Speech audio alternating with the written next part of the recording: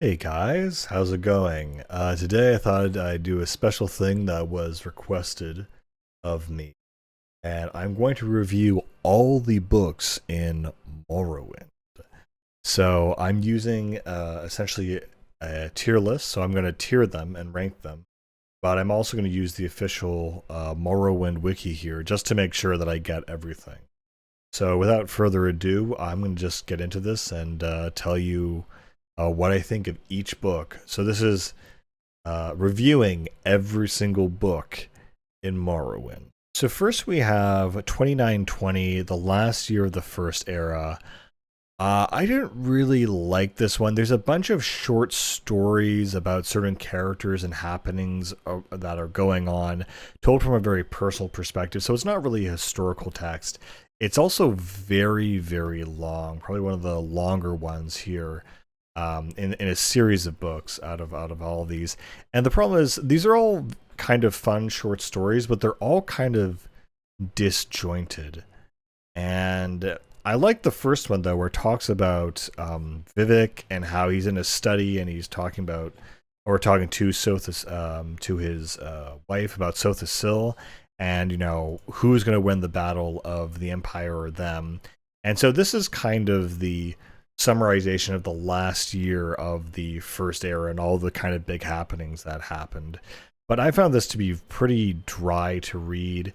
Despite it being kind of personal short stories, it really didn't get into a nice context or narrative. So for this one, I'm really going to put this in kind of probably C tier, where there's some, it's not irredeemable, but I really couldn't recommend it. Next up, we have the 36 Lessons of Vivek.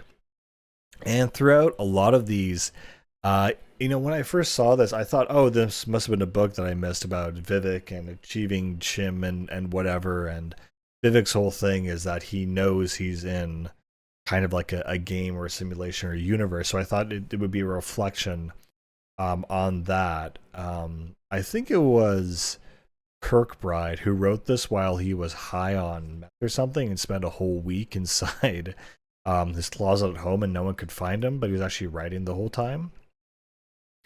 I personally did not like this one as well because, again, it's not deep esoteric schizo knowledge. It's really just the biography of Vivek and a bunch of peoples and places and names that if you know them, you know them, but if you don't, you don't. So it adds a whole layer for people who really enjoy the series.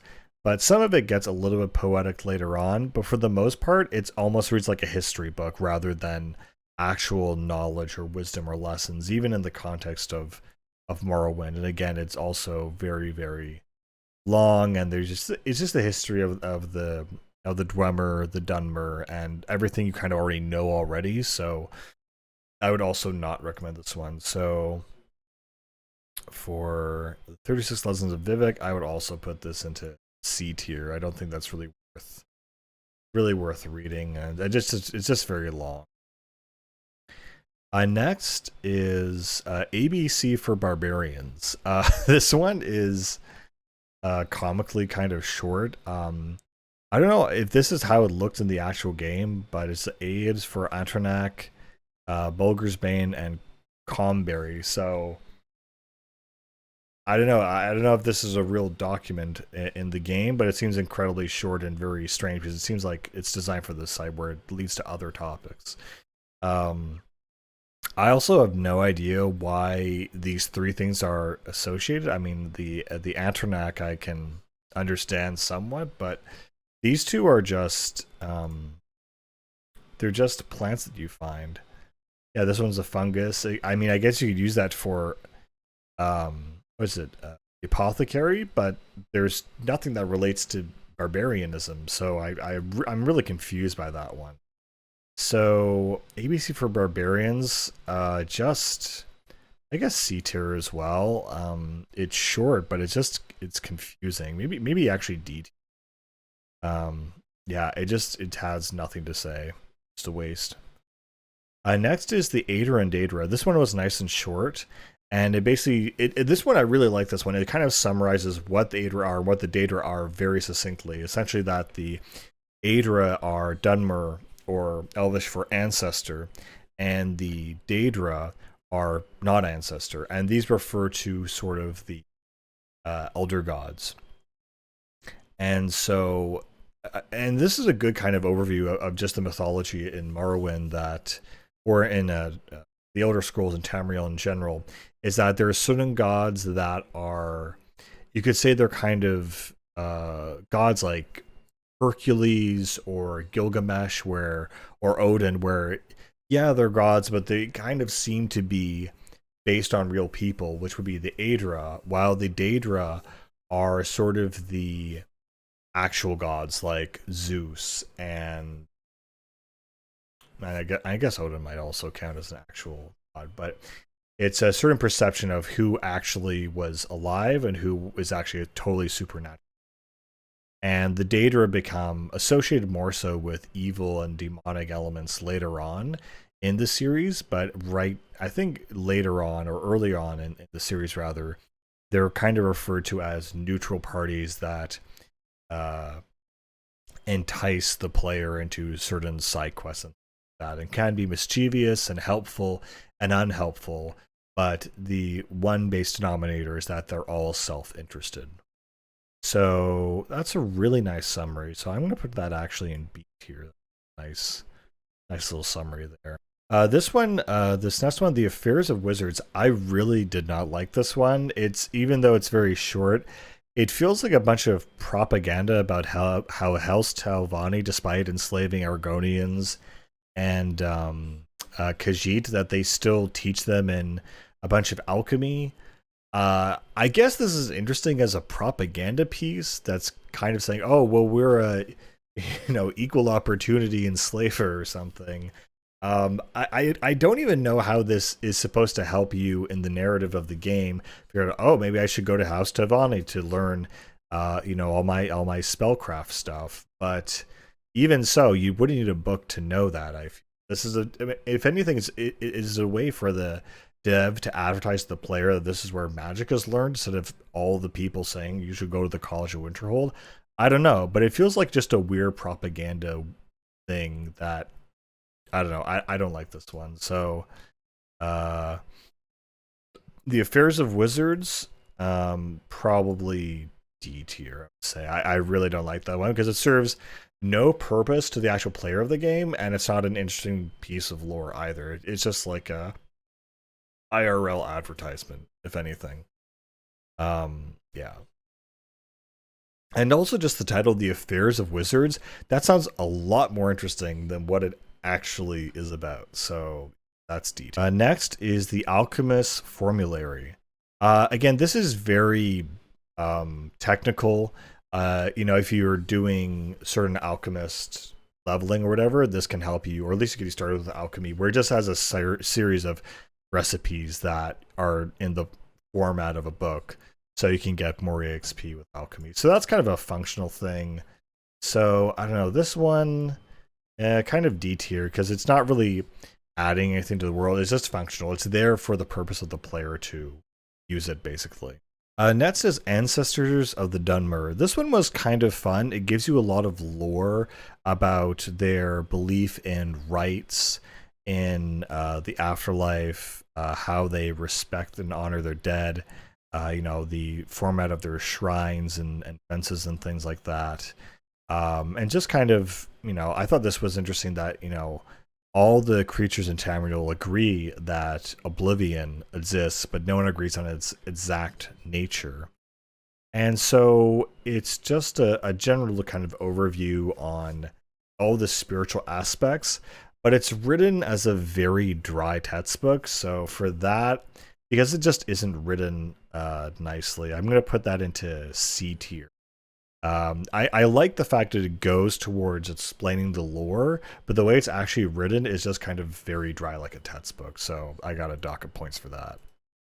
Next is the Annotated Anad. I really like this one, actually. It gives you kind of the big mythological lore on the Elder Scrolls universe. It's also not very long, and it's about how the Aedra and Daedra came to be, how the myrrh came to be. Very succinct, very simple. It has a very typical, relationship struggle thing, similar to Japanese lore mythology, where you have two deities who are kind of at war with each other. So I really like this one actually. So I do like my lore. I'm gonna put this in. I think B tier. I think B appropriate. I think if we were going alongside with Ader and Dater, I might want to put it higher, but I think that's good for now. Next is Antecedents of Dwemer Law. This one's okay. It's short, but it gives you a little bit of insight again into the lore, kind of saying that they're kind of referring it or comparing it to other tribes of the Altmeri and the Boss Mary. I do like the one kind of excerpt they have at the bottom here about there's an Argonian law where if a marsh cat is killed by an Argonian, they take revenge on that Argonian or another like it. And if a tree should fall on the marsh cat, then they will attack and kill the tree by stripping it of all its branches, which I found very so. That made me laugh. So let's put that in B tier as well. I like. Next is the Anticipations. Written, I don't know, this reminds me of the Yasnas of the Gathas of Zoroaster, where it's just a series of names and titles and deeds and how one god became another god without any other context. So this is a bunch of lore that really doesn't, I don't know, you're not going to remember this, so it's, I don't know, I don't like it. So we're going to put that into probably C tier. A lot of these C tier. You know, we're coming back to this just because I'm afraid I won't have a lot of good A tier stuff. I think I'll put the Aunod into then these two will be in B.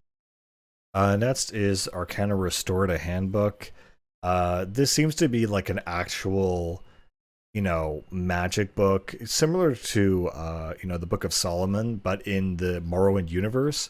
But unfortunately, there's no practical use to the player, nor is there to figuring out exactly any lore that can be extracted from this, other than this is their specific incantation. So because it's so niche and narrow, and it really adds nothing, and it's a bunch of gibberish that goes in tier. That's not good. The Arcturian Heresy. This is about Ysmir and trying to take over the rest of Tamriel. Also, the origin of Talos himself. There's also a section at the end where they have conflicting information about Talos and how his history might have been rewritten. So this is an okay, a digestible piece of lore that's not too long and gives you a decent image of a lot of things that happened, but I found it to be a little bit over the place. So this one I'm going to put into C tier. Arche the Enemy. This is about Arche, who I think is the god of death and resurrection. And so this is some sort of thesis against him, saying that he is a fake god and that he'll be kind of thrown down, and that necromancers are all fools and weaklings. I'm pretty sure there's Arche's Blessing you can get in the game that gives you some kind of regenerative health or something. So this one kind of adds to the lore, but not really in a super meaningful way, because it's not clear who wrote this. So Arche the Enemy, that's going in C tier, I guess. It's like, yeah, it's kind of important, but not really super. Actually, no, I'm putting that in D. I'm not. The Armorer's Challenge. This is a nice short story about there was an Argonian battle, and he was using their techniques and whatever so he could win, and even though they were your kind of people. So this again is a nice kind of lore building thing, and it kind of ends with the guy going into Morrowind to learn more techniques essentially. But again, this kind of feels as a one-off. You kind of have these very forgettable characters. I feel like the way to do short stories correctly in video games is almost the way that Yoko Taro does it, where you'll have a story about a weapon, and there won't even be names. They'll just be the prince, the princess, the traitorous wizard, and how the prince was actually the traitorous wizard. Very simple stuff. While this feels a bit more realistic and drawn out, but it's something you'll remember definitely less. So the Armor's Challenge, I guess, in C tier because it was slightly entertaining to read. Next up is the Art of War Magic. Very much, since I just read it recently, The Art of War by Sun Tzu. This is exactly ripped off from that book. In fact, where is it? Point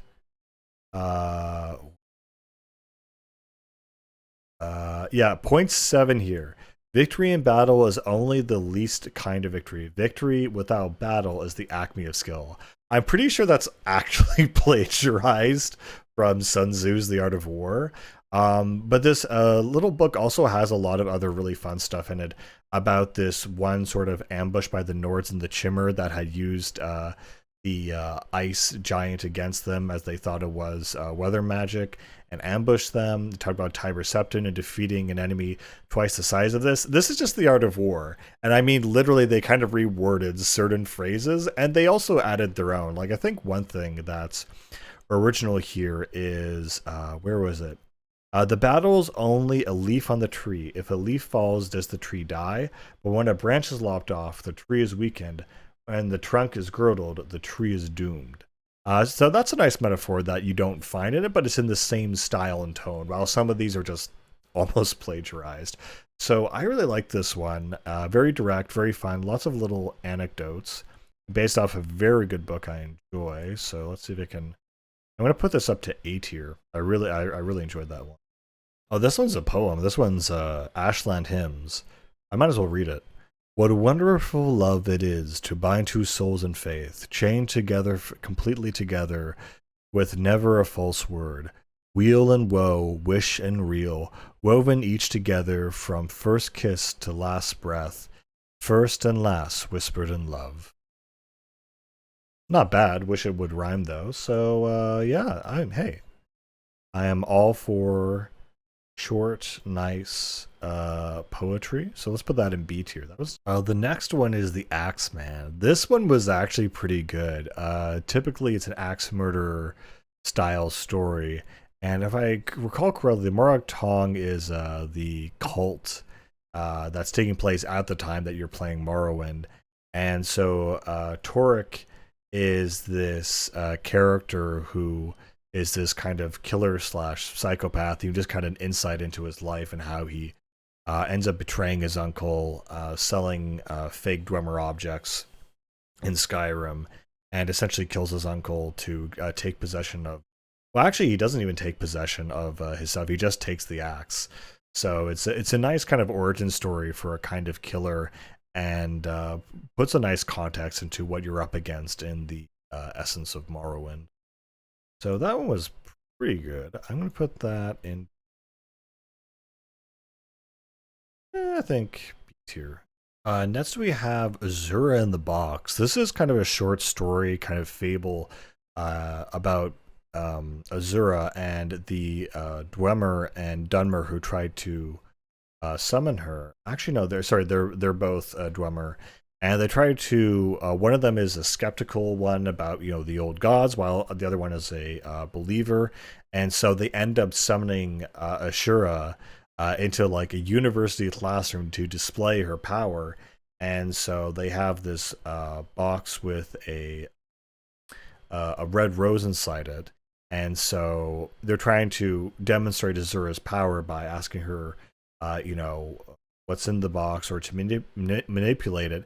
And she essentially says, if this is how you're going to prove my power and why you summoned me here, I might as well do something worthwhile. And so she ends up cursing one of the characters, and he dies that night. And then, so that's the parable, hubris, don't mess with the gods, essentially. What's really interesting is down here, it actually has a publisher's note where it says there's different variations of this fable, depending on who you ask and what the interpretation of the culture is. So the Altmeri have a different version, and there's the Dwemer have a different version. So I just thought it was really cool that they fleshed out this whole thing. So I'm gonna put this into, this is a parable. It's very interesting. It has different versions. It builds lore. I can put that into 8. Next is the Balladier's Fake Book. So this is just a collection of other books. So yeah, that's what that is. So that's pretty much pretty much nothing. Okay, but we'll move on. Next is the biography of Queen Baranzia. I've seen this so many times in Morrowind, Skyrim, and all the other ones, and I don't think I've actually properly read it. But it's actually fairly good, fairly decent. It's a fairy tale slash historical text that seems to be around the happenings of the very first Elder Scrolls, where Tharn, the Emperor's battle mage, kills the Emperor and disguises himself as the Emperor and takes over, Tamriel. While Baranzia is she is a Dunmer princess who was brought into the folds of the Empire by the Emperor to learn and study there. And by the time that he has been replaced, she recognizes it, and in secrecy, she confers with another battle mage or another mage. And it also talks about the nameless champion that came and defeated Tharn by using the 8 pieces of the Staff of Chaos, which I assume was the plot of the first Elder Scrolls game. I tried playing it Arena, and I got far enough, but it's not for me. But I really like this. It's a nice way to... this feels like the script for one of those previously on videos in a series. If you're in like the 5th installment of a series, this feels like the kind of thing you would see or watch or read in this case that would get you up to speed on what the story is so far in this series of games. And I really like how it's very succinct. It's almost like a fairy tale summary kind of written while also giving you pseudo-historical vibes to it. I really like this one, and because it recaptures essentially what I'm pretty sure, again, is the first Elder Scrolls, I'm putting this into S tier. I really like this. This is really, really nice, and I had a lot of fun reading that. This is really cool. I like stuff like this, where it's very simple, but it's effective and kind of gives the player a real feel for the world that they're in, while making it personal, but not too abstract and too dry. The next one is Biography of the Wolf Queen. This one was okay. It reads more like a historical text with a bit of personal storytelling in it. And so you have the daughter of one of the emperors, whose name is Potema. And so essentially she is married off to the King of Solitude as a political pawn. And it says very poetically here, she entered as a pawn, but soon became a queen. And after she gave birth to her son, they ended up kind of co-ruling together. And so with her son, they ended up co-ruling together, and they essentially decided to, rule Solitude, and just the story of her character and how vicious she was as a political person. She also led, an army on the battlefield. This is very obviously based off maybe the War of the Roses, but it's very obvious that this is based off a real historical event that's been remixed, certainly, with a bit of personal flourish in it. So this one, it's okay, but actually reading it is a bit jarring, a bit alright. So I'm gonna put this into B tier. It's okay, but it's not great. It could be better. The reason she actually is called the Wolf Queen is that when she was born, her grandfather just said she looks like a wolf ready to pounce, and so that's all that was. Next is the Black Arrow. This is kind of a drama told from the first person perspective. I really didn't like this one. It was kind of long, dry. Feels like a very kind of shallow narrative. So I'm putting this honestly in D tier. I really did not enjoy reading that. Next is the Black Glove. This is kind of the manifesto or initiation rite of the Morag Tong. It's a little bit poetic, but mostly kind of straight line it talks about the practical aspects of that. They use light armor and acrobatic discipline and kind of the day-to-day thing. I do like how it ends though, where it says that the Grand Master that they worship, or that they follow rather, is in Vivek City between the blood of battle and the waters of life. So I don't know, it's a little poetic. It's kind of nice. It's short and to the point, and again, it gives you a feeling for the organization you're up against. So for that one, you know, nothing amazing, but it's going to go into B. So it's all right. Blasphemous Revenants is kind of a manifesto or a diatribe against vampires.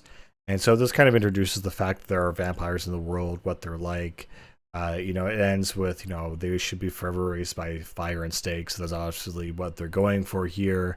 It's a little bit poetic, but it kind of goes on for quite a long time without really getting into, you know, the real feeling of it. It just kind of says vampires are bad. That's pretty much all it goes into. They could have just done, you know, this part right here, honestly. And the rest of it here is just kind of yelling and crying about it. So it's okay, I guess. But yeah, I'm not really impressed by that. It's like, there are vampires. Great. I know. The Blue Book of Riddles. It says that it's a book that has riddles in it, and people like solving them. That is going straight into the trash. No riddles in the Book of Riddles. That's great. Awesome. Next is Boethiah's Lore. Very similar, again, to, you know, the Chancer hymns of the Zoroastrians, or, you know, esoteric theological books about demons.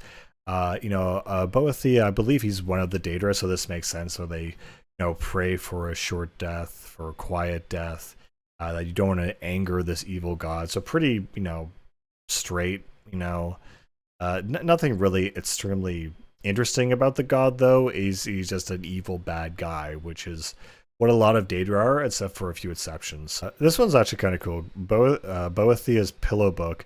No words can describe what you see or what you think you see.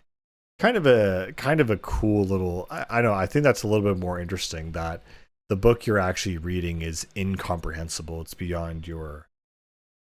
So I'll put that at a C tier. That's kind of cool, but it is kind of short and point. Bone is a short story about the creation of bone mold. It's done in a style more similar to the Conversations of Plato and Aristotle, where it'll, you know, a lot of the books of the ancient Greeks were just recordings of conversations they had. So someone said this, and someone has a counter argument, and then they have a little short story about these two slaves. So yeah, this one was very dry. I did not like this one, and it's about bone mold. So who absolutely cares about that? So that's going in deep. The Book of the Daedra. I swear this is pretty much copied or inspired from the Goetia, or the Magical Books of Solomon, where it talks about the demons and it categorizes them and lists them and kind of gives them certain attributes, certain powers, different ways to summon them. And I've always enjoyed that, how it takes certain characters and classifies them and organizes them.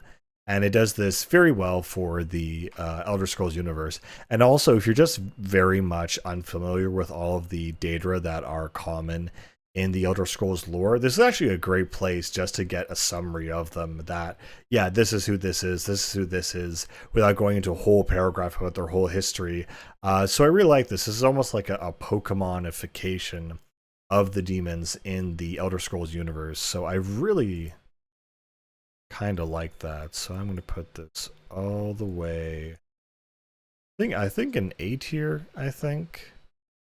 It's a little bit poetic too, so yeah, I think A tier sounds correct. It makes it kind of fun learning about, you know, each one of these people. There's not really, I don't know, there's not really a story though, so.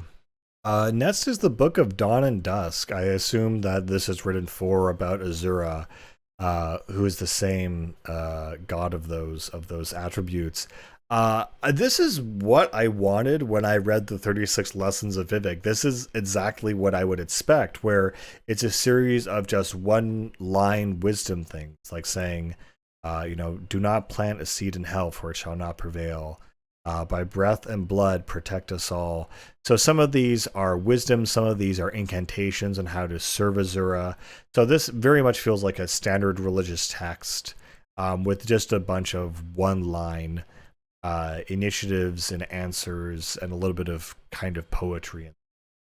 So that's what I expected the 36 lessons of Vivek to be like. So let's put this up in B tier. I really like it. A lot of it isn't relevant or, is, I don't know, is comprehensive.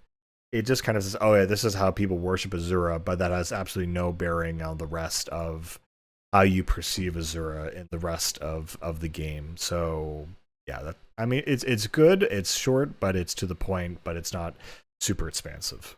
The Book of Life and Service. This one is very short. We die, we pray, we live, we serve, love, lift, laugh. I'm kind of confused by this because usually these religious services are devoted to a specific daedra or a god, but it seems like these are just the general priests. So this kind of adds, but not really. So I think I'll just put this in C tier. It's kind of it's lore, but it's completely useless lore where I don't think anyone even says any of these things, or they don't ever repeat these things, so they just exist, I guess. The Book of Rest and Endings. This one, as it says here, is obscure mumbo jumbo for this one cult. That's kind of poetic, but it really, again, adds nothing. So, oh shoot, did I put the? Oh no, I have two books of life and service, so I'll put that there. Accident. This is one is just gibberish, so you're just going. Next is Breathing Water. This one was actually pretty fun. It's kind of a short story based around an actual item in the game, which is the ability to breathe underwater and potions of breathing underwater. And so it talks about a character called Tolman. And so Tolman lives in the city of Vivek, and he comes across this other woman, this other Dunmer by the well, whose name is Serene Relas. And so he says to her, "You need to teach me the power to breathe underwater." And he says, I've gone to the college of I think they actually said of Winterhold, or the Mages Guild," and he says they're not powerful enough. And so I need you to teach me the best way, because he said, "I'm a smuggler. I need to be able to, go underwater where there's all this buried treasure." And so she decides to teach him this special thing, the technique of breathing underwater for extended periods of time. And similar to kind of the Icarus story, he ends up going into the depths, going deep underwater, and getting these two wine bottles, which he thinks which are super valuable. And as he gets them, he runs out of his magic. He gets way in over his head, and he's forced to breathe in and take in the briny water. And so he ends up drowning, and it washes up on shore. And the kind of ironic hubris of the story is that the two very valuable potions he stole were two potions of breathing underwater. So I really like that, how that ended. It was just kind of a nice ironic twist, almost a fairy tale like thing based around an actual mechanic in the game. So all those things coming together, I really enjoyed that one. It's a fun little thing, a little anecdote, maybe something that a player might actually relate with. So that's definitely going in A tier. That was a fun little story. A Brief History of the Empire. This is an all-right read. It kind of summarizes a lot of things from Tiber Septim up to the Third Age. And because it is kind of presented as a historical summary, it's okay to read. It gives you a lot of context and some goings on. And so it feels like a lot of this has been adapted from an actual historical book. So a lot of this is kind of represented in a kind of dry manner, but it's also a summary, so it's okay to read, but it's nothing really exciting or super interesting. It's only if you're really, a nerd, you're gonna get into this nerd. So I'm gonna put this in the C tier, I feel. Brothers of Darkness. This was actually a really nice one. It's a short kind of historical / fairy tale book. It's like one of those books that are, the secret history, where it takes the general history of the Dark Brotherhood and how it had its origins in the Morag Tong. And I really like this one because it reads almost like a conspiracy book, but like on real conspiracies, things like what the actual Templars were about, what the CIA were actually about. So it blends mythology, history, and anecdotes together to make a really nice text. And it actually was interesting to be like, oh yeah, the Dark Brotherhood did come from the Morag Tong, even though they came from a cult. The Dark Brotherhood runs more like a business, but it's still shrouded in mystery as to who actually runs it, who the Night Mother actually is, if she's actually a Daedra, or this is just part of their ritual and is kind of propaganda. So, yeah, the Brothers of Darkness, that was actually a really good one. Put in A tier. That was good to read. So you learned about the lore of the world. It was fun. It was interesting, pseudo historical. So that great. Next to the Brown Book of Great House Telvanni. I can't remember if this is like a quest book where you have to research who has the right lineage and then oust the current ruler.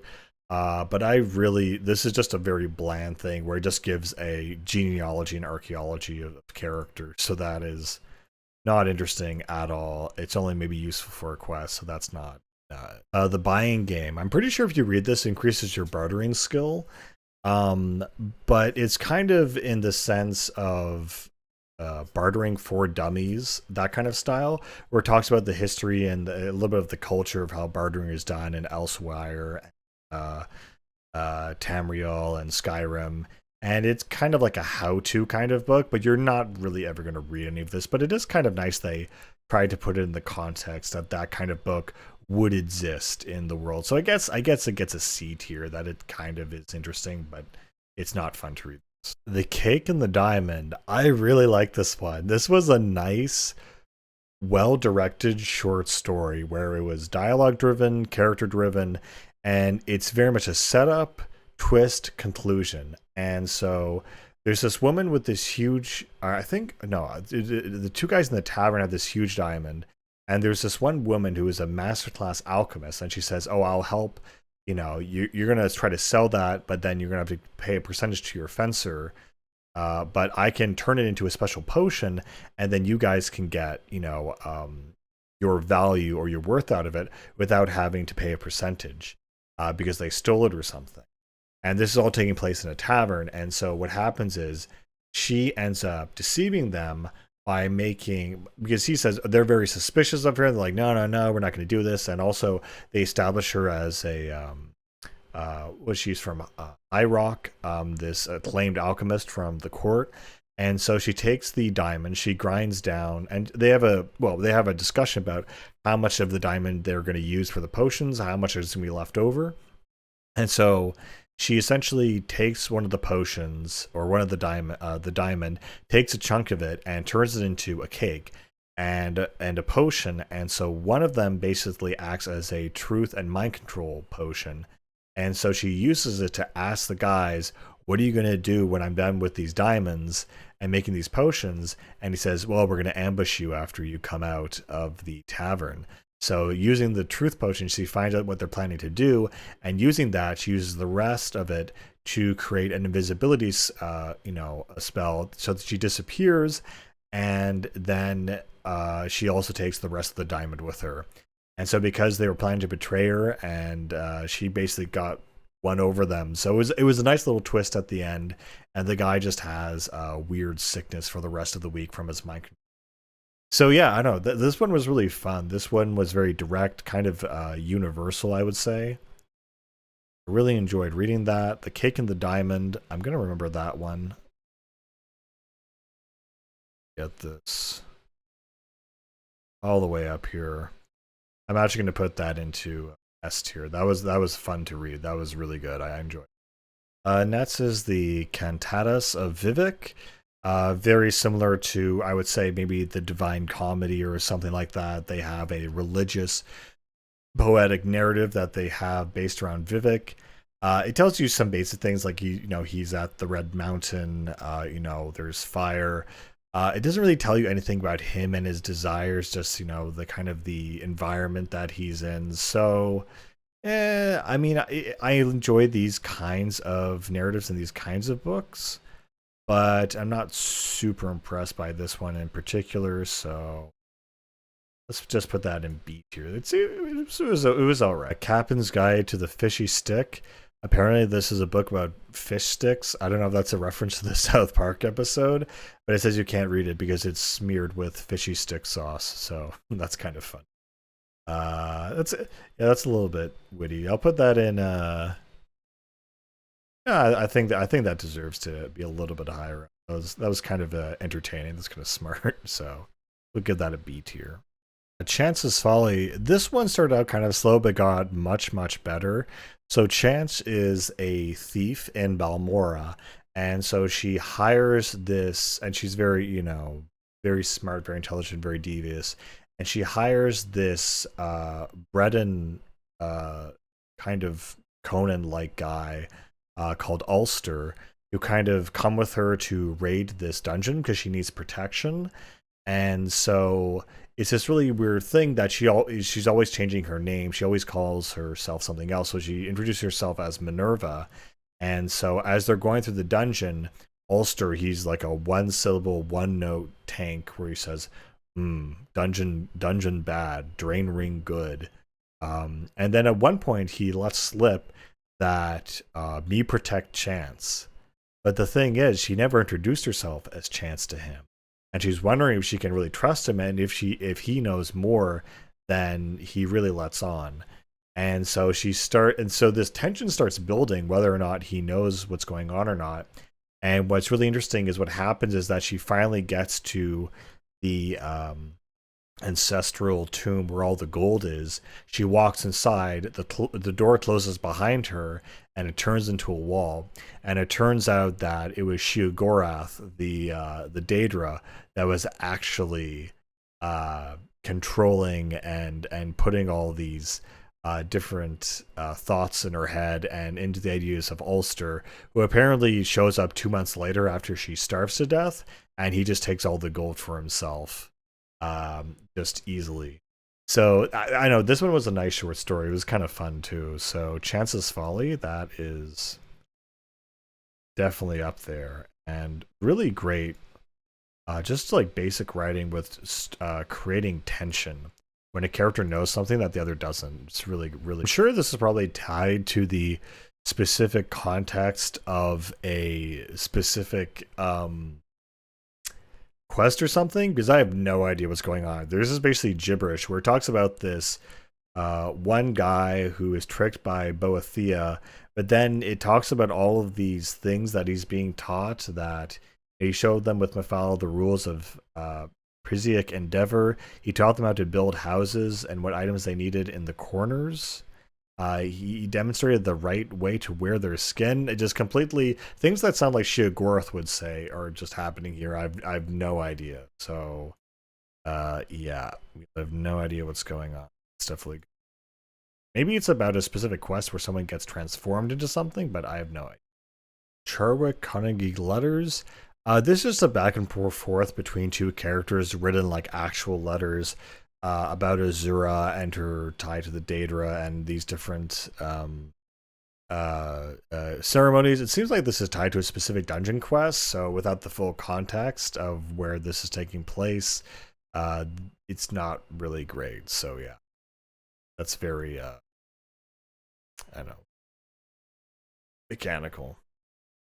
Interviews with Tapestries, Volume 18, Cherum's Heart of Anaquina.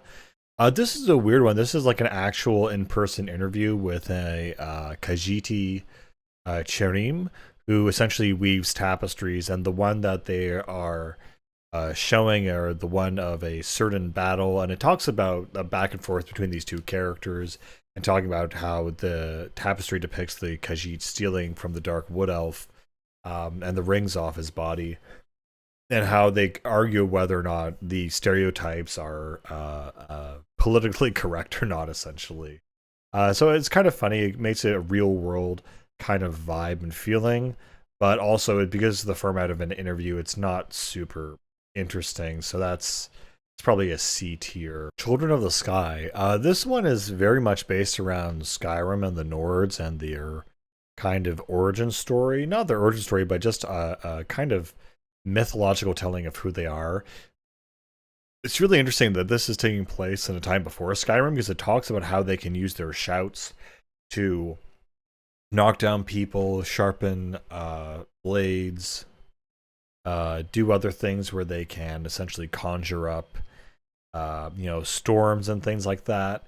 Really interesting stuff here that just makes a sort of mythological, mysterious version of Skyrim.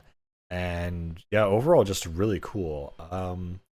That one I really enjoy, the Children of the Sky, and it talks a bit about Skyrim too, and its kind of idea of what it means to be word, what Skyrim is. It's the third of the world.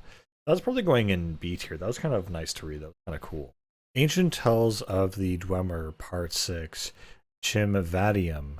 This is one of the kind of lost texts about the Dwemer Chimmer War, where essentially the Chimer, they created their own mech, essentially, as the Dwemer used to make a lot of steam-powered mechs, but the Chimmer made their own, and so they called it Chimmervadium, which is Hope of the Chimmer. And so again, this is kind of a description of a mechanical feat, pseudo-historical, but then there's a little bit of dialogue at the end there, and it ends with kind of a parable or something. A Dwemer child of A can create a golem, but only a truly great warrior and armorer can pretend to be one. So it's interesting how they saying that the giant golem that they were using to attack and defeat their enemies was actually for show, while it says here in the publisher's note that there's a different interpretation that an eighth of a Dwemer could become any warrior. So it's interesting how they even contradict or have this contemporary disagreement in their lore. So it gives you a look into that time frame that was very ancient between those two people fighting. And I really kind of like how it depicts it. And also just it makes it very simple. So I think I'm going to put that in B. Kind of a nice little short story about that one ancient time and how they had this one little parable and a little twist in it as well. Chronicles of Nichluft. This one feels more like an actual historical document. There is a twist at the end that he's kind of betrayed and ambushed, but the way it's written is just so very dry, like a textbook, that I really, really don't like this one.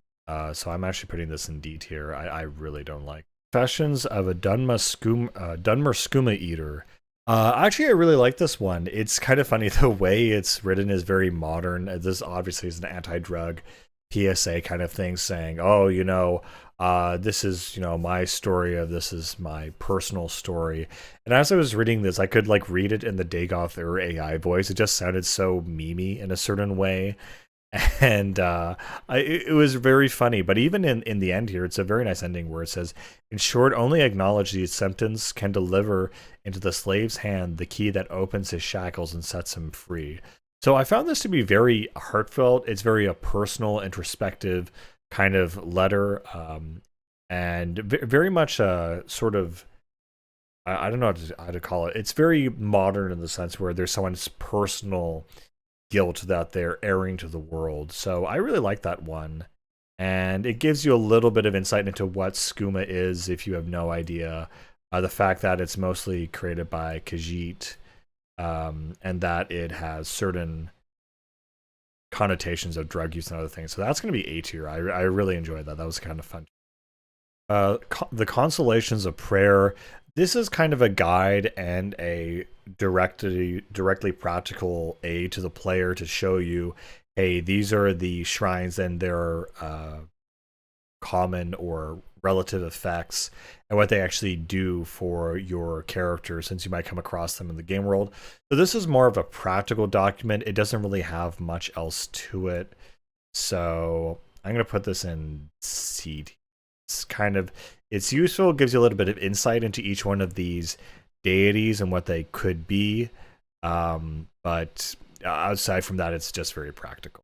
Dance and Fire. This one is actually definitely the longest one. This feels like an actual book, and it's about this guy called Scotty who ends up betraying a bunch of people It's okay. This is just an actual book if it's in the world.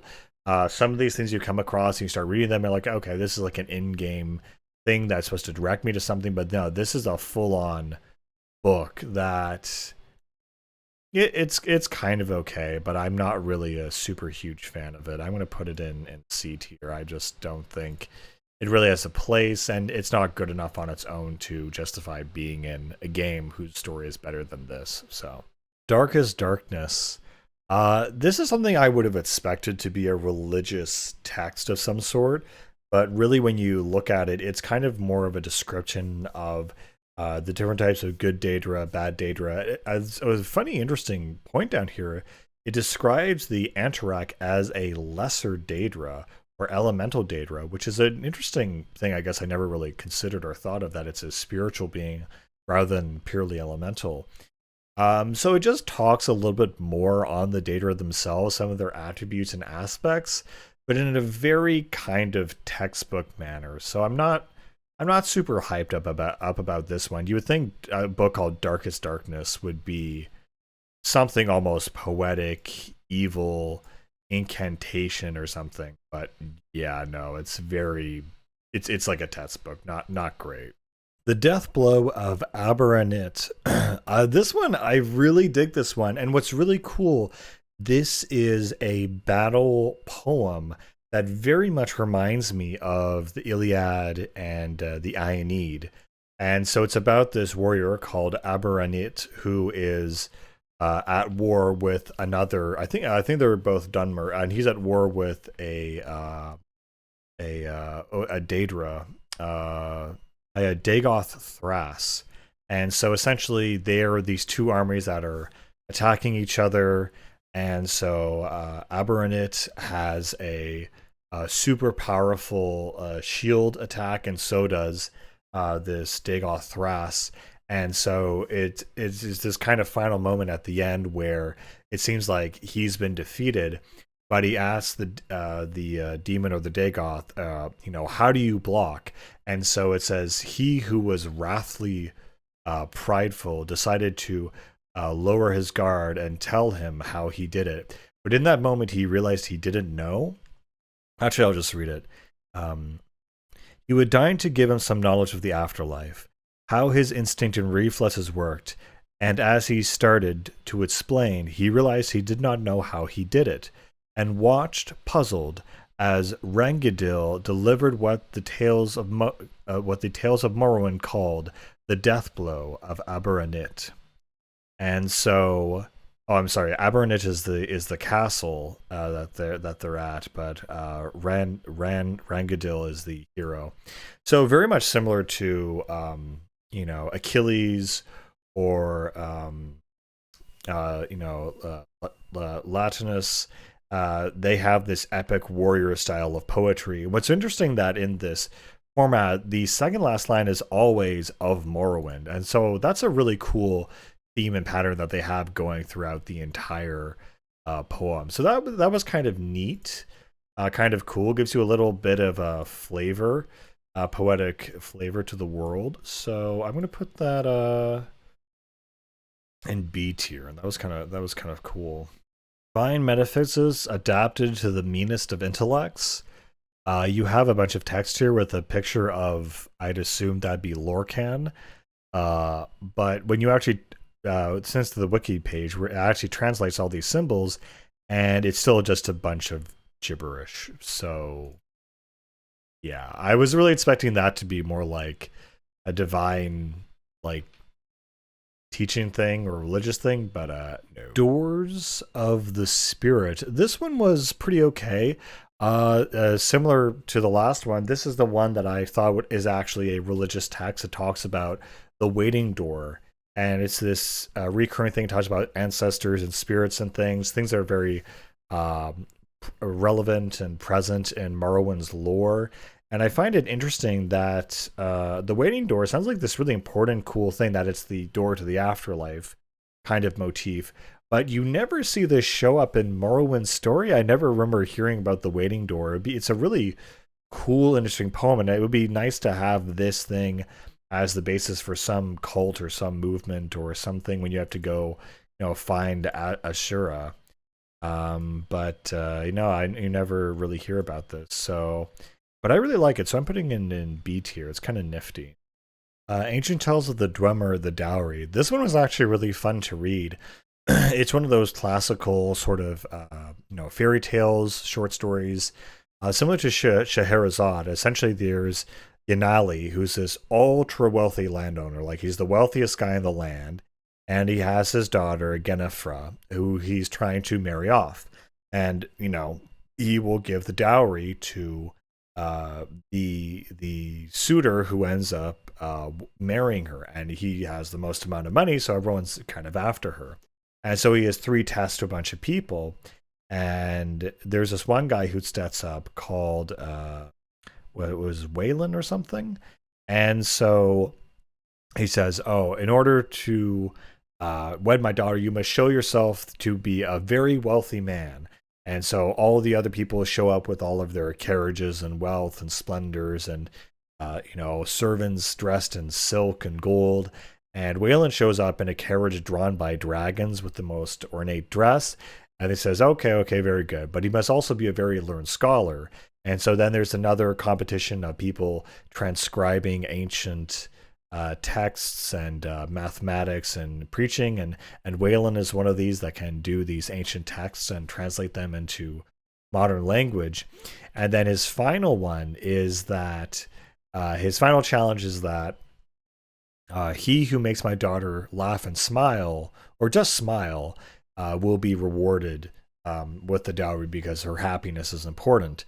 And so apparently they all sing songs and delight her, but she just kind of scowls and glares at them. And so Waylon, when he comes up, he says, we will be engaged, and within 1 hour into our engagement, before we're wed, she will not only smile but laugh. And so it's a wager he gives, and so the father, I can't pronounce his name, says, "Very well, let's see it." And so then when they're engaged, Waylon asks, "Well, can we see the dowry to make sure that you actually have it and you're just wasting our time?" And so he ends up going to his vault with all these blades and contraptions on it and opens it up. And it turns out that the vault is completely empty.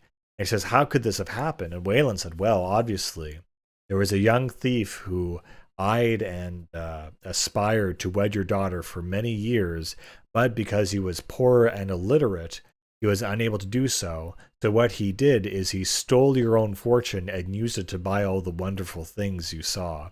And so it turns out that Waylon stole the dowry and used it to prove his worth just for the daughter.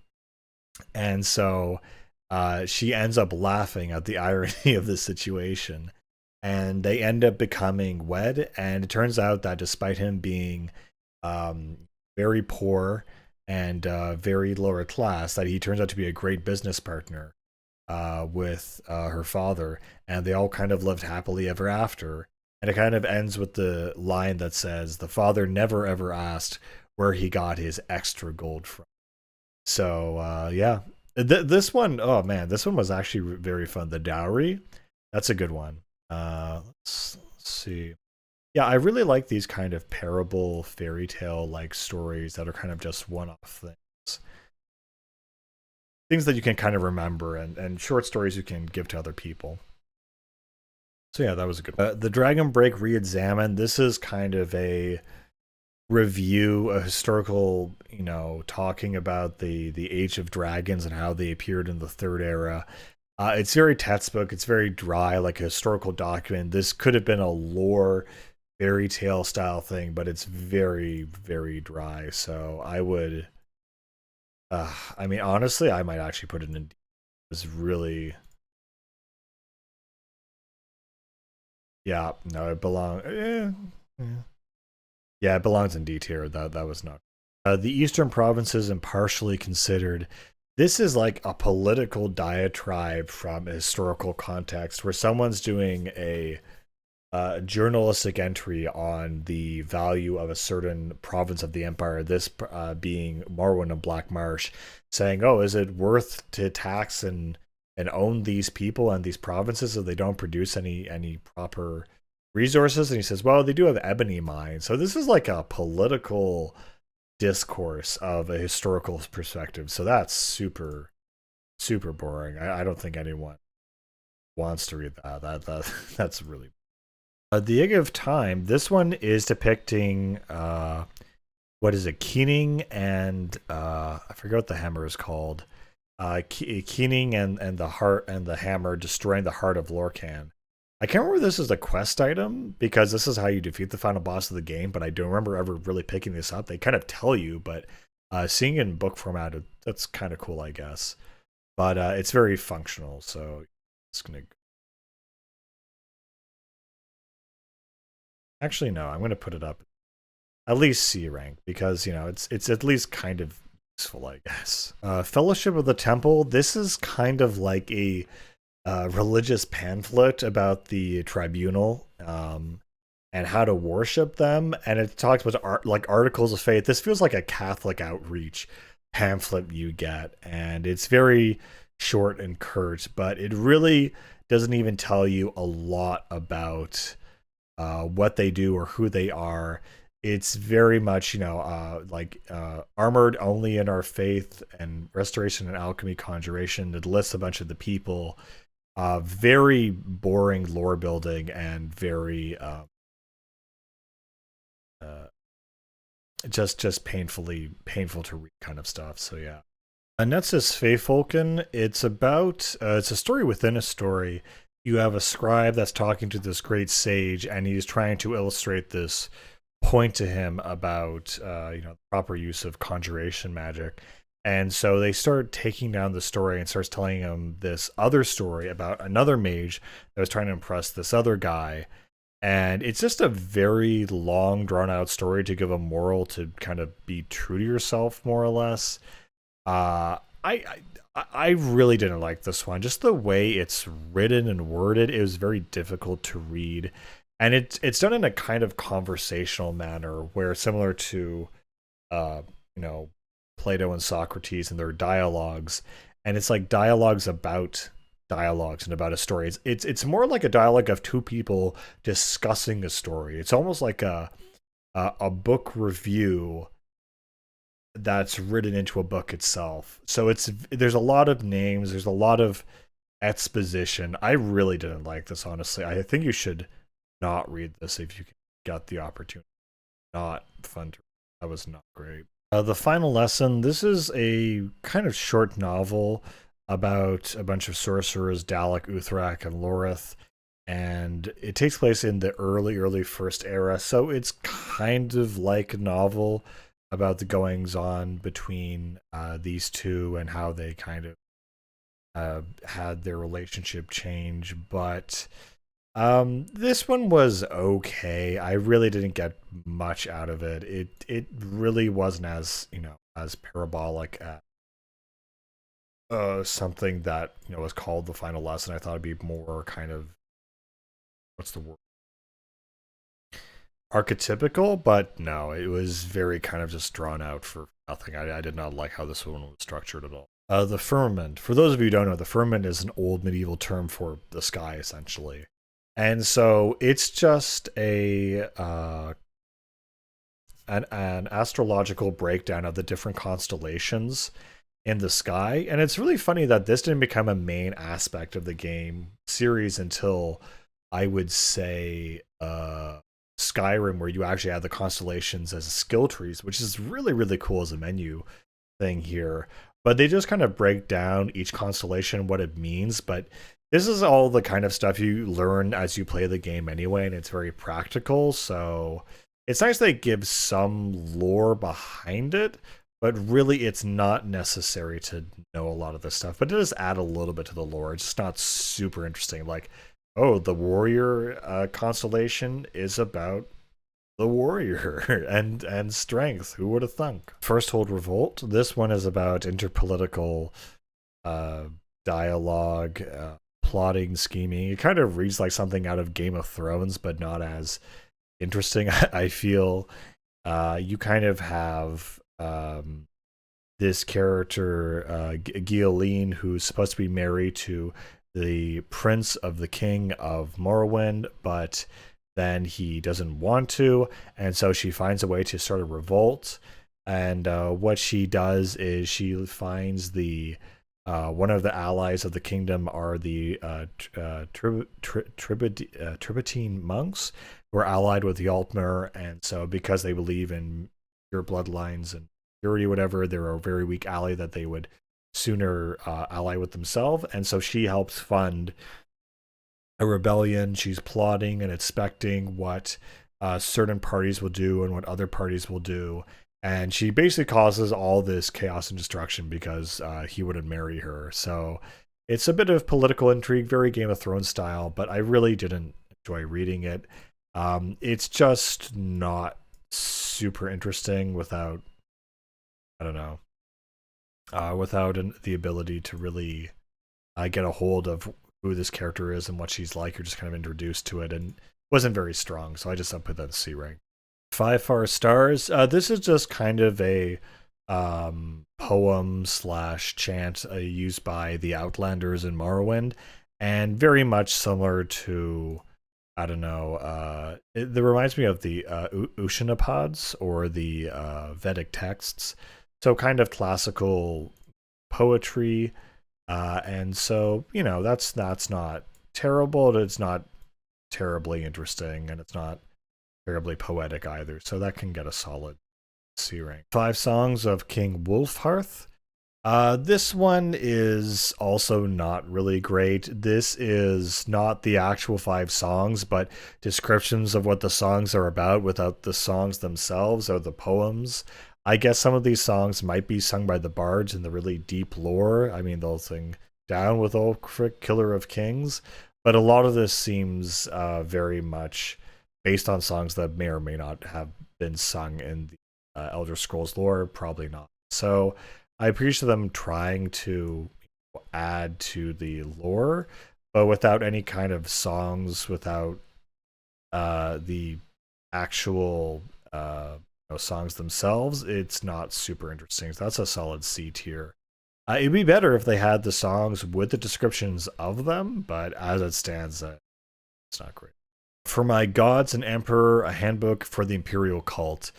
So again, this is very much like, well, you know, like cult material, but I wouldn't even say cult material, because at least cult material would have some poetic, romantic power to it. But this is just a very sort of almost textbook style, initiation style, where it says, oh, how do I join the Imperial cult? Well, you pay 50 drakes and you have a good character of good standing and good faith. So this is very, you know, modern religious propaganda. I don't even want to call it propaganda, but like protocol.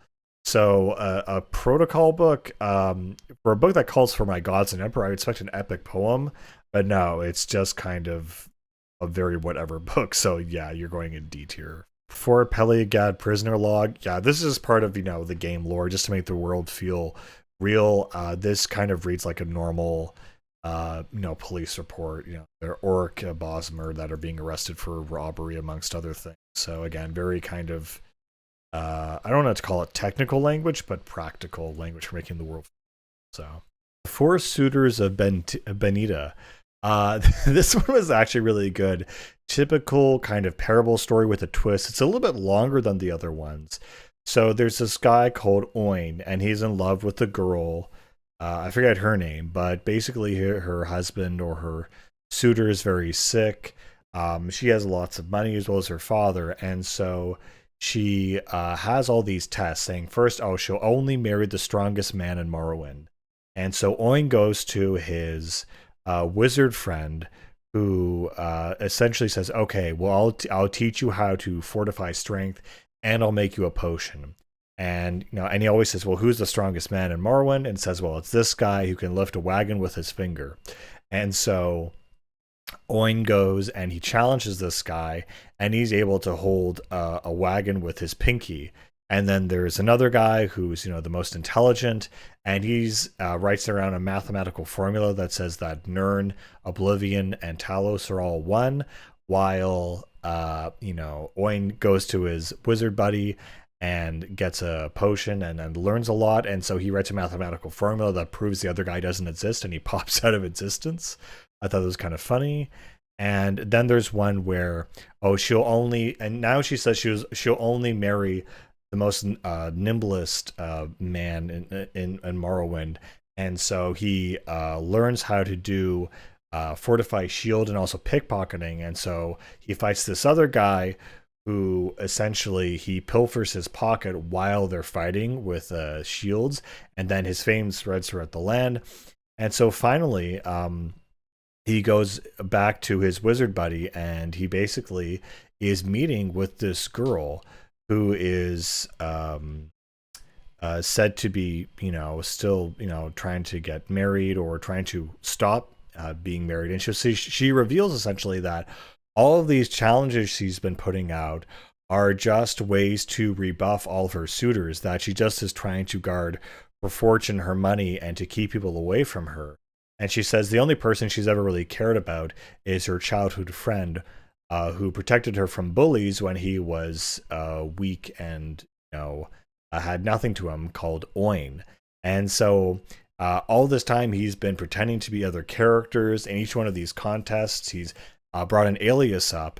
And so after these 4 trials, he bursts into the room, reveals that it's him. And so they end up getting married and reconnecting. And even then, he still goes back to his wizard friend for potions of improved personality after the wedding. So I think it's a really funny, charming, short, sweet story. So he was the 4 suitors, and it's also a way to kind of teach the player about the different mechanics of the game, that you have strength, pickpocketing, etc. So I really like this one. It's a cute little thing, and it shows the moral of the story is that you just have to talk to someone sometime to really have the do the impossible, as it seems at the time. So I really like that one. That's going definitely an A tier. That's a very sweet, nice short story that I really enjoy, and mechanically it's consistent. On Artaeum, this one is just kind of a historical review, or like a travel brochure about the Somerset Islands and how the High Elves reside there, just history about the First Era. This is totally not important.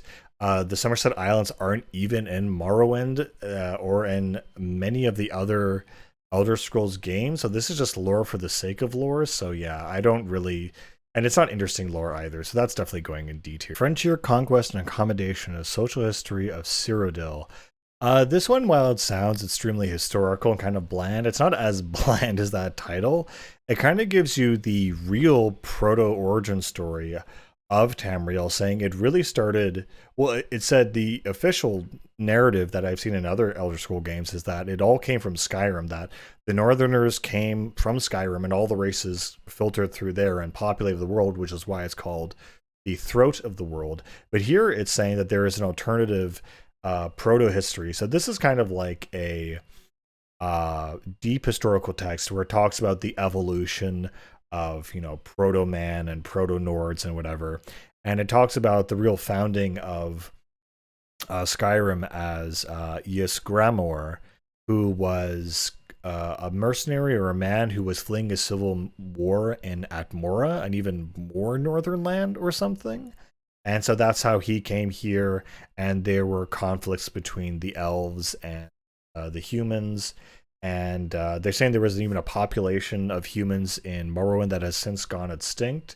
So this is like prehistory document style writing. So it's not exactly as bland as I thought, because you get a bit of lore here, and it just, I don't know, it's written pretty well compared to other things. So I really appreciate it. We're gonna put that up in at least C tier. That was kind of an interesting bit of lore. Galarian the Mystic, even though this one is short, there's just a bunch of names and places, and it doesn't have a good flow to it. It's about how the Mages Guild The first Archmagister was kind of appointed and adjusted to that position, but uh, even though this one's very short, I really don't like how it's written. I just don't think it's interesting. It's not.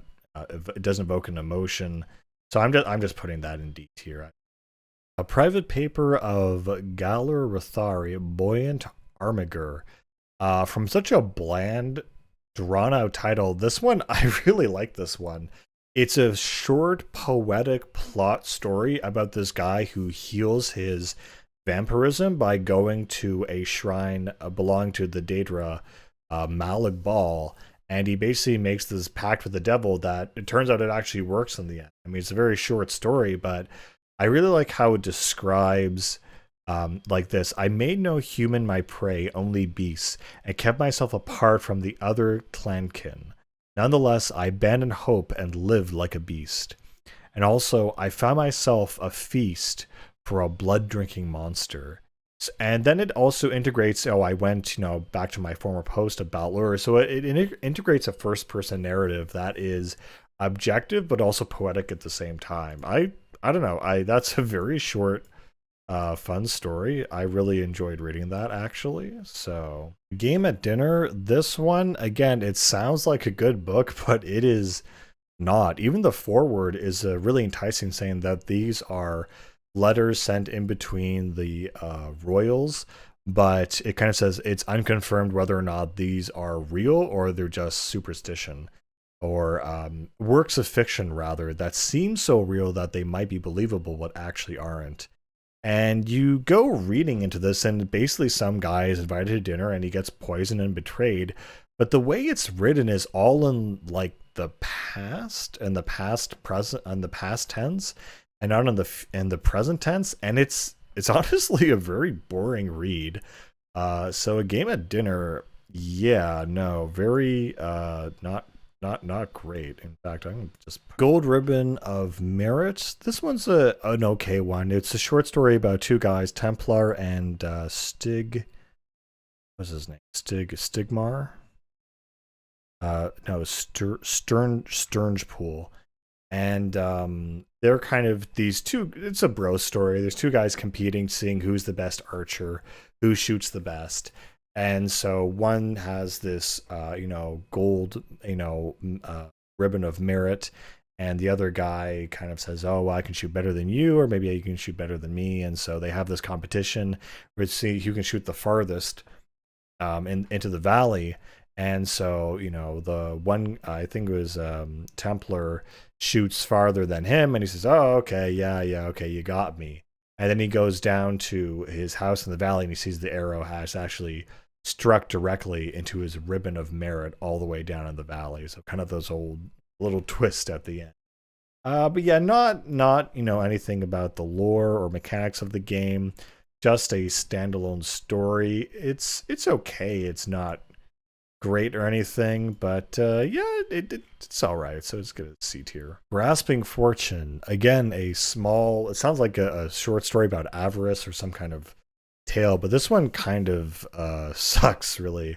It's really about a counselor from House Halalu, and he's just making propaganda about, not even propaganda, but like self-propaganda, like self-promotion, like, "Oh, I'm a retired CEO, I'm going to tell you how to manage your money," without actually telling you how to do it. So he'll just give you these open-ended, sayings like, "When you see a chance to turn a profit, take it, but do not follow money blindly." Like all of these, I don't know, catives or pejoratives or just generalizations that don't mean anything. So he's just tooting his own horn, basically. So yeah, that's really not fun to read. So we're just putting in D tier. The Great Houses of Morrowind. This is pretty much required reading, I think, for anyone who has played Morrowind. You kind of need to read this to understand. I think during one of the main quests, to understand the Great Houses, and also the nomadic tribes, because the first half of the game is divided between aligning yourself to the houses and then to the tribes, and fulfilling yourself into the prophecy of the world. And so each one of these areas and houses and cultures is discussed here. So this is kind of like recommended distinct it's distinct lore reading, but it's crafted from the player for the player's perspective. And it gives you a good summary of, what the things are, who they are, Telvanni, Halalu, like who are these people? And so it's very decent lore. So yeah, for that, I mean, really, we can just basically go into a C tier. It's not super amazing. It's just very fun. Guide to Aldruin. Yeah, there's going to be a bunch of guides like this. While the Guide to Morrowind actually gave you kind of a good, well-written lore, here it feels like an actual travel brochure for a fictional place that you have no interest in learning about. So it gives you things like the services, the figures, just lists off a bunch of names and places. So that's very practical, unpractical. It's very kind of useless information, so that's going in deep. And then Balmora. I mean, Balmora is arguably the most important place in Morrowind, because that's your kind of main starting town. That's like your Whiterun. And so even here, when it's the most important place, it tells you about the things you kind of already know. Like, hey, there are blacksmiths here. There are people living in houses. There's transportation to other places. Wow. So it's meant to be like an in-game thing, like, oh yeah, this is what this would actually say, since most travel brochures for most places sounds exactly the same kind of bland, blatant stuff. So honestly, I think a lot of these guys are just going to go into D tier, because there's nothing interesting that any of these say. So yeah, all the guides of the lesser places, they're just going in here. There is nothing interesting about this. So Gwyllian's Architecture of the Second Empire. This is just very abstract technical discussions about architecture without anything of substance. It's not saying, oh, this arch represents, this style, which is based off the idea of hierarchies and social mobility based on the Second Empire. No, it's just like the test of confrontation requires the observer to examine the obstacles. So this is like an art textbook or something, or something interesting that they've made something very boring. So that's definitely Halgurd's Tale. This one, again, I'm not. This is really, again, like a diatribe, a recording of a diatribe between a bunch of historians talking about who is the greatest warrior, and they argue between Tiber Septim, who was a politician, an official, and an administrator, versus a pure warrior. And so they just go back and forth regarding a bunch of battles and names and places that you have no context for. So it feels like a real historical document, again, a diatribe between people in a context we have no relation to whatsoever. It feels like someone took like an ancient Greek diatribe and just replaced the names and places. So this adds nothing to the lore. It's a bunch of stuff that's just really there to confuse you. So yeah, that's really going there. Not really a personal tale or fairy tale. So yeah, no. The Hanging Gardens of Waston Corridale. Again, this is probably found in some side quest or something, where it's this tattered thing where we don't even have the full context of some of this, and it just talks about the gardens in this place. So again, total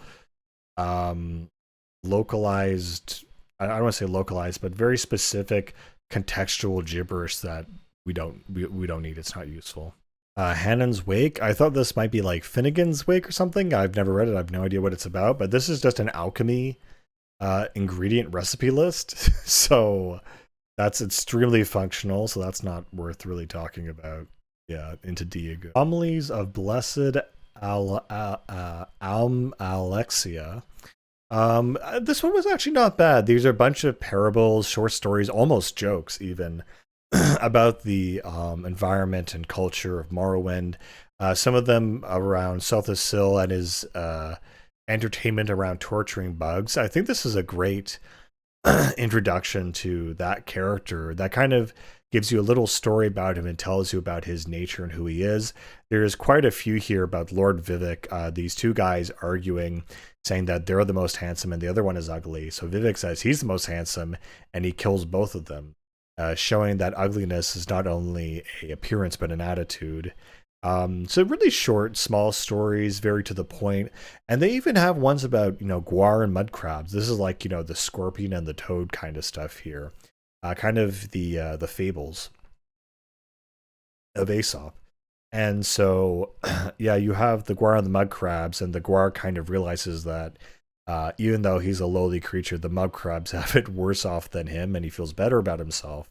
And then you have the story of the wounded Netch that, as it lay dying, its other friends try to come to it and comfort it, but in doing so, it cut off the room it needed to live, and they actually killed their friend by trying to help. So yeah, just I like that, like small little parables, uh, little just kind of stories, jokes almost that just entwine themselves in the narrative of the story and the world. That you can see, yeah, someone could have written this about this environment or this creature. So I'm gonna put that in B tier. That was a little bit better. Honor Among Thieves. Again, this one sounds like an actual story or tale, but it reads more like a podcast. This guy kind of goes by an alias named Arnie the Scrib, and so it almost reminds me of Joe Rogan, where he's just talking about, oh yeah, you want to be the best thief. And in all of Morrowind, where you got to learn how to use daggers and lockpicking, and you also have to be fast. We're not like those Dark Brotherhood guys. We're not part of the Kimura Tong. We're more sleek and subtle when it comes to what we do.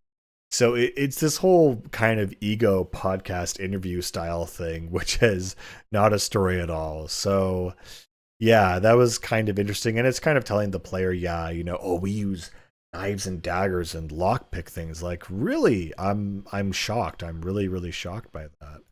So yeah, that's kind of okay. It's like, all right, I think it's C tier, whatever. Hope of Redoran. This one was not exactly as thrilling I was hoping. Similar to, I would say, almost Dune in a way. There's a Dunmer who is born to House Redoran, and he essentially, as he's being born, his mother is dying, and she dies, and she says a prophecy that fortune has smiled on this day, that nothing shall prevail against him, no illness, no poison, and his blood shall never hit the ground. And so this boy named Andis is in conflict when he grows up with his cousin Athos, who essentially they're competing for the throne to see who will lead House Redoran.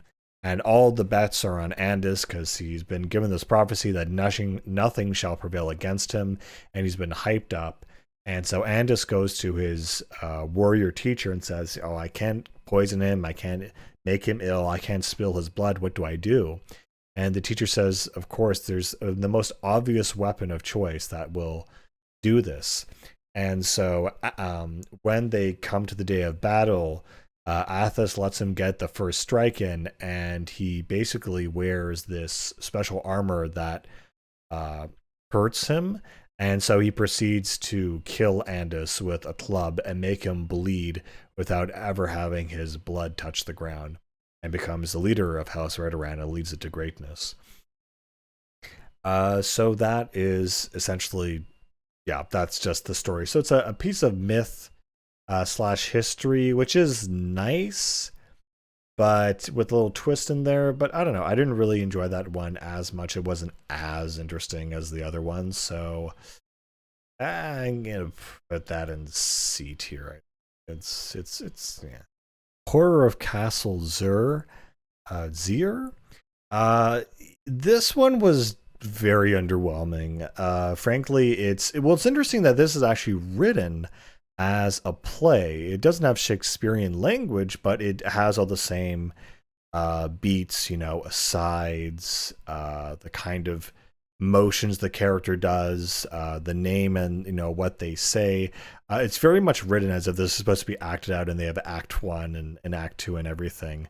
And it's about these two characters, a Dunmer and an Imperial, who realize that their master is actually a necromancer who's using magic to torture civilians and slaves, really. And so there's this Argonian slave sent to him that he uses magical torture on, and they thought he was just a necromancer. It turns out it's far worse. And so it's about them uncovering this secret and being aghast at what's occurring.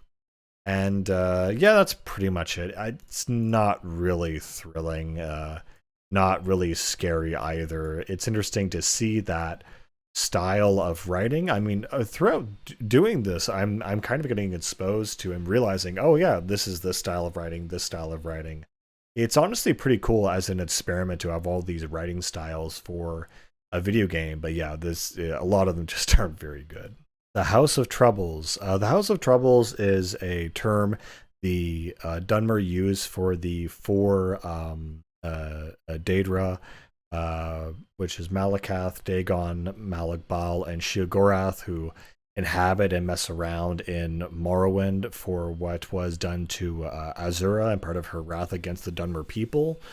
And so they essentially they just give more kind of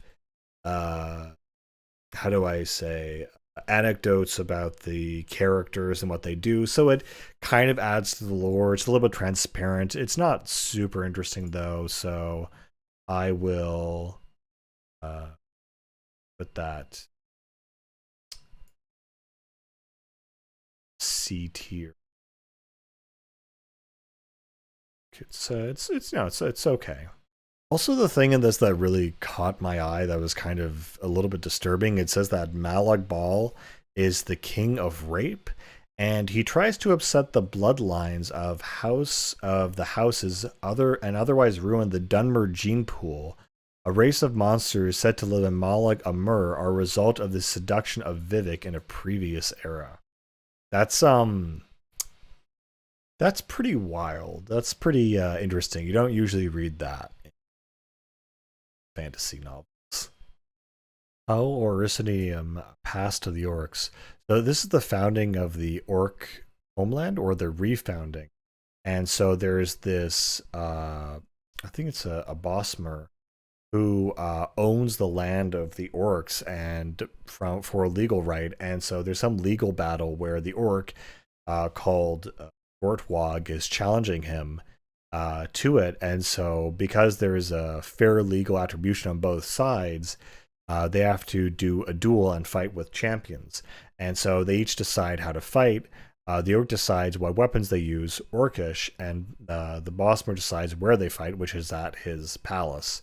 And so in that setting, he begins training to fight against the orc and wearing the orcish armor, and he realizes it's very hard to use. And he has this orcish servant, and he teaches him how to use it. And it's really, really interesting that what occurs is that the orc servant, while they're training, he gives him a huge feast of food, and he becomes super lethargic. And at the same hour, the Gortwog appears to challenge him, saying that he got news that the fight would be coming early, and the judge is going ahead with it according to his servants. And so it seems like the orc and his other servants have betrayed him by making him fight when he's on a full stomach. And so what's funny is that when he gets into the armor, because he's so full, his lethargy allows the armor to move better. And so after 3 hours of fighting, he eventually loses narrowly to Gortwog and gives up, and the judge calls it. And so, the orcs, Gortwog says, I will call this land Oryssinium after my forefathers. And then he goes to,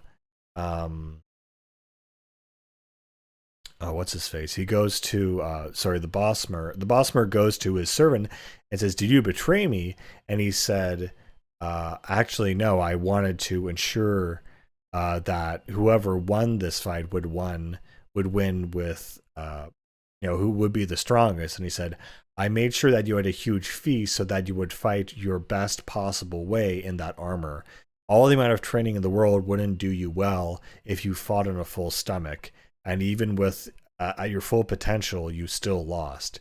So in a way, he tricked him into fighting his best, and he still lost kind of fair and square.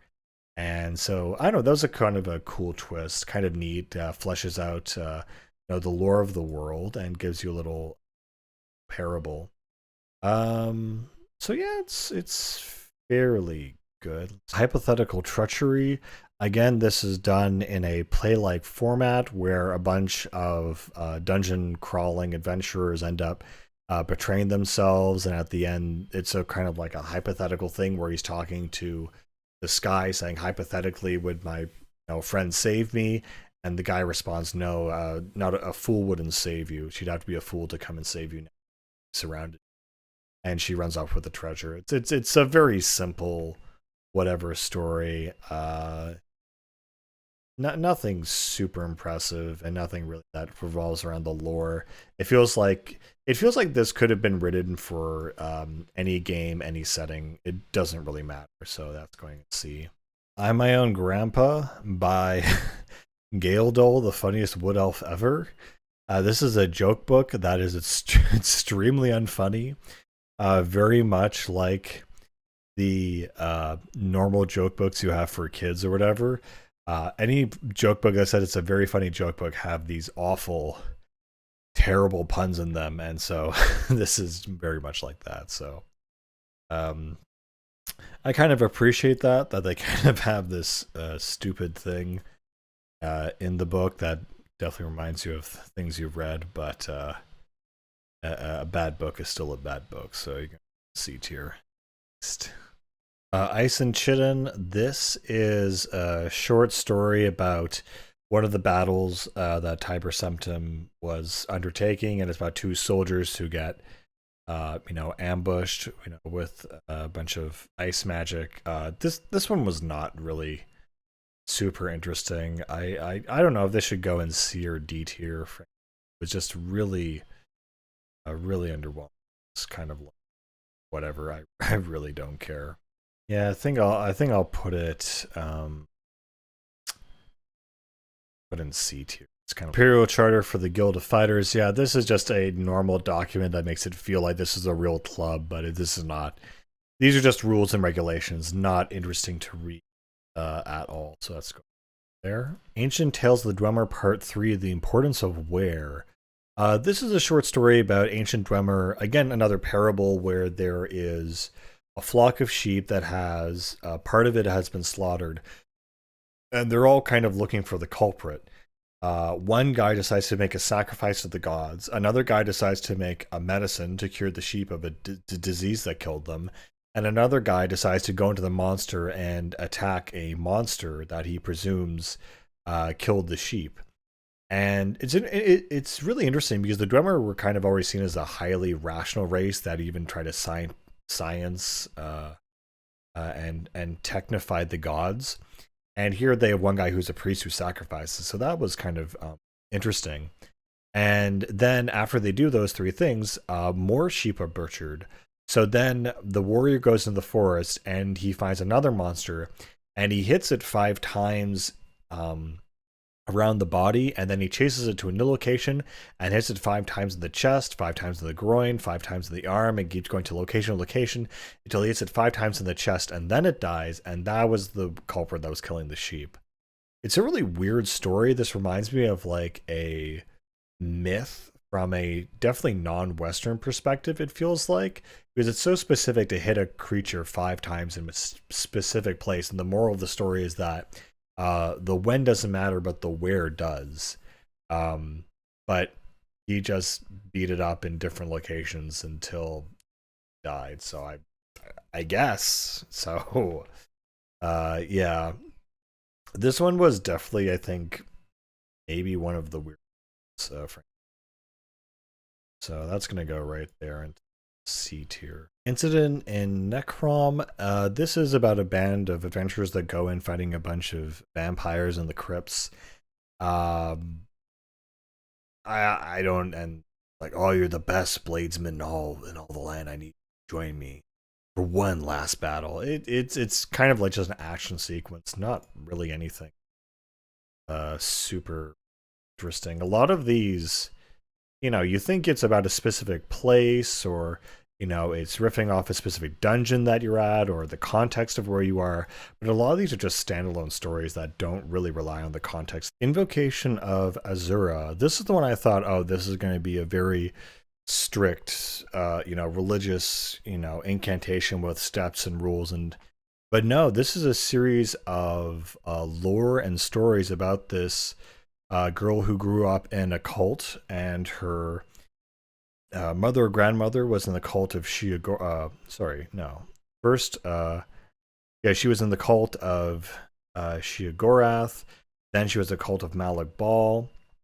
But then she was died in an attempt to assassinate this guy. Then her brother took her into a cult of the Boethia, which is a warrior cult of fighting, and then she accidentally slew him, and she felt like the dark forces smile at her. And then she spent many decades researching Nocturnal and trying to join her, but it was she was of the night and she couldn't understand her. She was nothing but curiosity. And finally, she settled on Azura, who only wanted her love. So I really like this one actually. It's a story about her life and how each stage of her life reflected a different, Daedra that she was worshiping, and how this journey of her life led her to this final mysterious, entity of Azura, and how the other ones are equal in measure to, the mysticism, but they just have different aspects to them. And it just personifies a certain type of archetype, which is really what the old pagan gods really were. So I think this is really spot on. Great narrative, great stories, great anecdotes, great twists. And I guess it also fleshes out the lore of the world as well and what the Daedra are like. What's really interesting is that it talks about Malik Bal and Boethia as both female in nature, which I've never read that before. I guess I just assumed they were male or genderless, but here they assign them to be female, which is just interesting. Like female warrior princess, female treachery, female curiosity, and then of course female love, I guess, or this weird worship. Anyway, no, that was actually really great. I'm gonna put that near the top, and that's also really good to read if you are playing Morrowind, because Azura is the main Daedra that is kind of at play there. I'm just put the I don't know put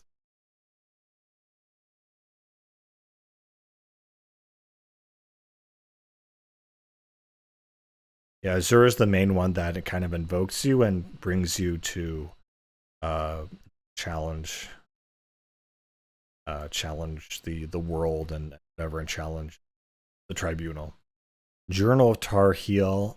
This is just, I'm sure this is a quick one about this guy developing a teleportation slash flying potion. And it says, oh, it's definitely going to work. I'm going to jump from this tower and scream out my success. So obviously you find this guy dead on the ground somewhere. But yeah, that's a funny thing to see there. So yeah, probably just a very contextual thing, not really a piece of literature. So I think that kind of just goes in D tier. That nothing really important. Yeah, so now we just have a bunch of journals. Kagranak's journal, just nothing. Just it says it scribbles. So yeah, a lot of just garbage things. So I think a lot of these journals will just be like that. Yeah, so these are just quest related things. So we're not even going to bother reviewing or talking about. Last Scabbard of a Crash. This one was okay. It was a story about an armorer and a girl who was asking him to teach her how to properly make how to properly make armor. And at first, they kind of say, "Oh, where's that girl? Obviously she was into you." And he said, "No, she just really wanted to learn about armory." And so they kind of laugh it off. And so there's this story that she's preparing a sword or a scabbard for a sword called a crash, where essentially this noble lord ends up coming he's hyper possessive of his daughter and his sword, which is the sword of a crash, and one of his Khajiit slaves, and he comes upon his daughter and the slave in her bedroom, and he sees both the daughter, the sword, and the slave as all his property. And so he thinks that the slave is about to kill her, so he rushes in and slays the slave, while the slave also pierces him through the heart with the blade. And so apparently, what happened later is that the blade made him go insane and think that the slave was actually trying to kill him when the slave was actually defending her. And so apparently this sword is just cursed and possessed, and the blacksmith kind of disappears from the town. This one was, I don't know, it was okay. Again, it was a nice little story or parable with kind of a meaning to it about possession and freedom, but overall not. I don't know. It was okay. This one is a kind of part of an epic poem about this guy who's fighting Methru Dagon's thralls called Makan, and he's fighting them. I don't really have much else to say about this one. It's pretty. It exists, you know. It's not terrible, I guess, but it's not really anything. Legions of the Dead. This is not an epic story about that. This is just kind of a textbook breakdown of the different types of undead, spirit, flesh, and fleshless, about the Dwarven ruins, about the Bone Walkers, about vampires, etc. They're really not a lot of lore here, just kind of like a bestiary explanation, a very textbook explanation. So we're really not super excited about that. So that's going in here. Less Rude Song. This is a actual typical bard song. You know, it has a very simple rhyming style, but it's kind of a fun little jam about how, you know, about nudity, depravity, and kind of that you'll find all the sin in Morrowind. So it's a kind of a little catchy song, and it's trying to be, you know, rude but not rude. So it's trying to be, you know, proper while being improper. So kind of a very tongue-in-cheek kind of approach. Lives of the Saints. This one is okay. I mean, obviously taken from actual probably Catholic writings. It just gives you a bunch of little lore pieces and moral teachings that you know, relate to the land of Morrowind. What is interesting is it says there's Saint Nerevar, who is the same Nerevar, not from Morrowind, but the one he's reincarnated as. And it calls them the Dwemer that they're fighting against as evil, which is really interesting that they would, I guess, vilify them like that. It's just an interesting point. So it must be a Dunmer style religion, which kind of calls into question what exactly is the Dunmer religion and what are the saints. So that these are just stories from other places of Morrowind and the Elder Scrolls, but not exactly written super interesting form.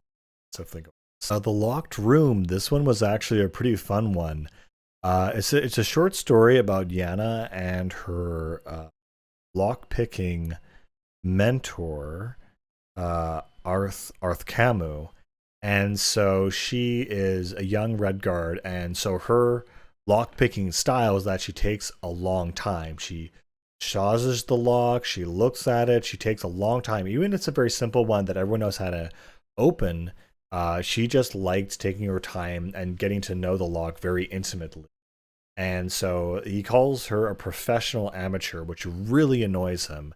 So even when it's a simple lock, she'll take hours to do it. Even when it's a complex lock, she'll take hours to do it, but she will always do it. And so, and he'll box her ears, he'll, you know, beat her, he'll mistreat her. So very, you know, brutal guy. And so what happens is that he locks her in a room with a vampire, and on the door he says, okay, well, here's a pretty simple lock, but if you don't solve it in the next few hours, that vampire, the sun's going to go down and the vampire's going to wake up. And so eventually, shortly later, she ends up forcing herself to go fast, open the lock, get out of the room, and goes home, I guess, crying. And so the next day, she says she's developed a brand new lock that's absolutely lock-proof, and she tempts the teacher, oh, well, why don't you go into the room with the vampire and I'll give you this lock? And she says it's only possible to open it with a key. And so what happens is, of course, you know, she says, well, you know, try to lock it. He can't unlock it. He says, give me the key. And she says, no, I think I'm going to go to the Imperial Guards and tell them that there's a vampire locked in this room and we can't have that, you know, thing escaping. And it's against the rules. I'm going to blow the lid off this whole operation.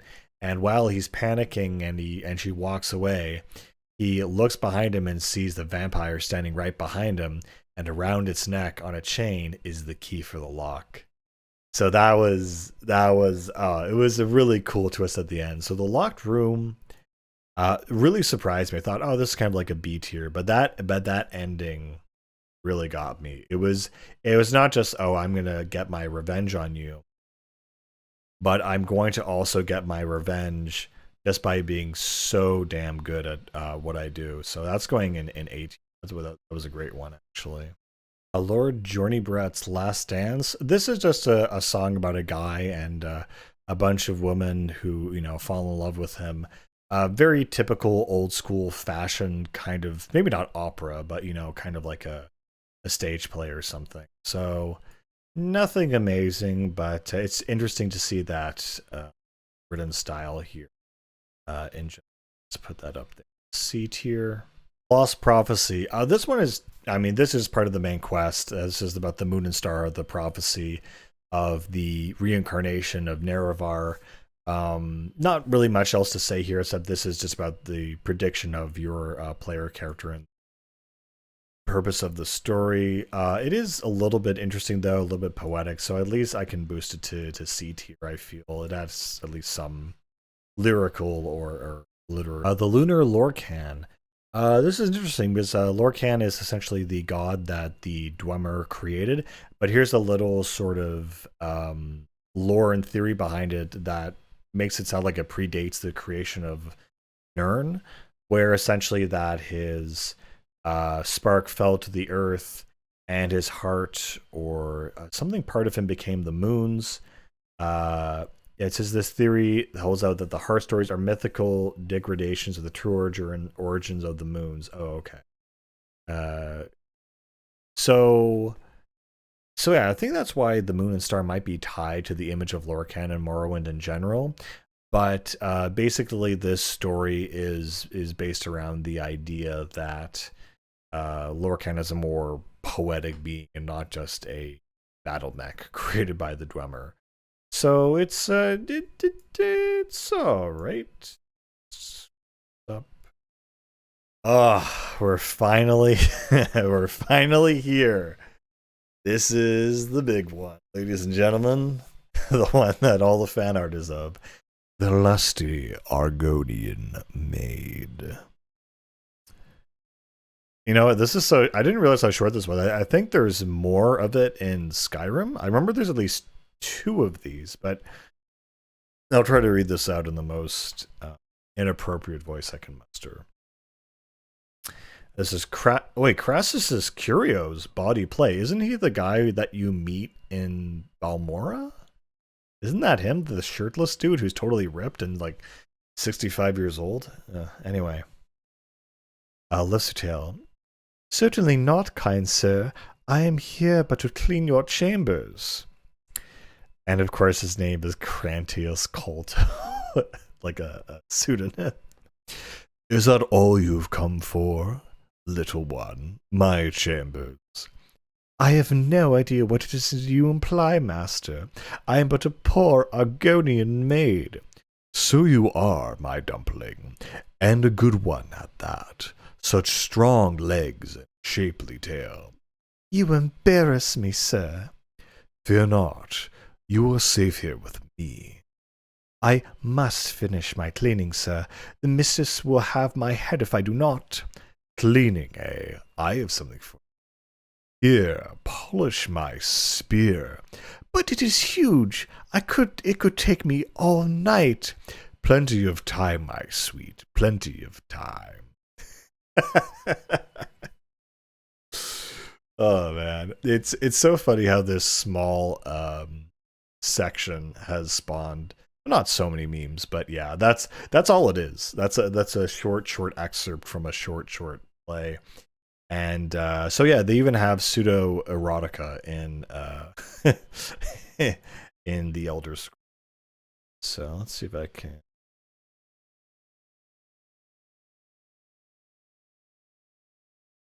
What do I rate this? For its meme quality alone, I mean, it's really not super interesting or amazing, But for its meme quality alone, it's going into B tier or A tier. I don't know. I don't know. Does this deserve to go into A tier? You know what? I'm putting this into A tier just for the lulz. We're putting the lusty Argonian maid into A tier. Madness of Pelagius. This is kind of a sequel to The Wolf Queen, where this is about her son, who was kind of a crazy mad guy, as you know she was.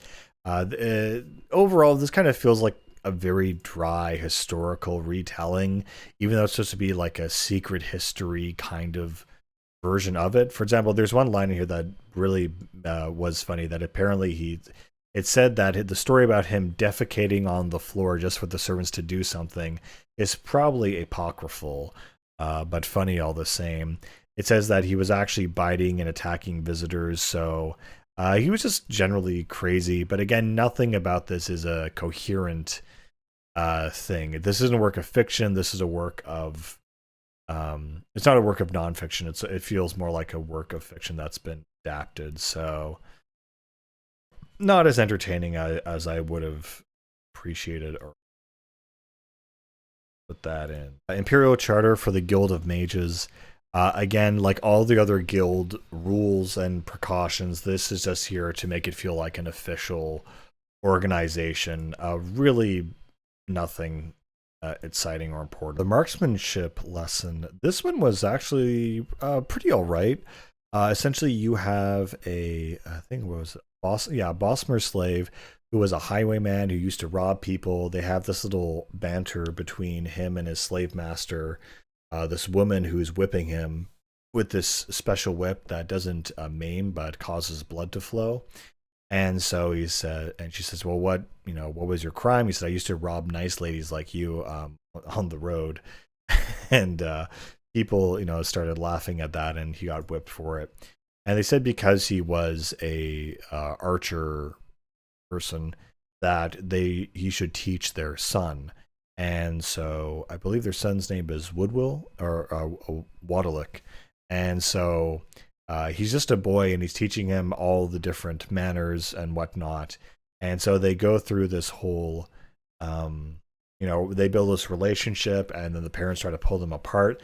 And they have this final scene where he's trying to escape, and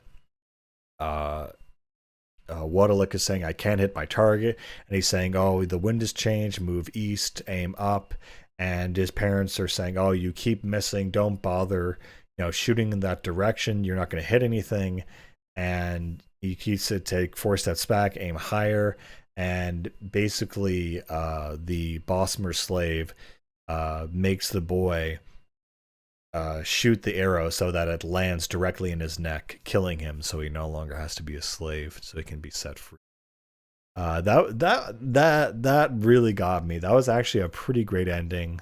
So the marksmanship lesson, it's definitely going.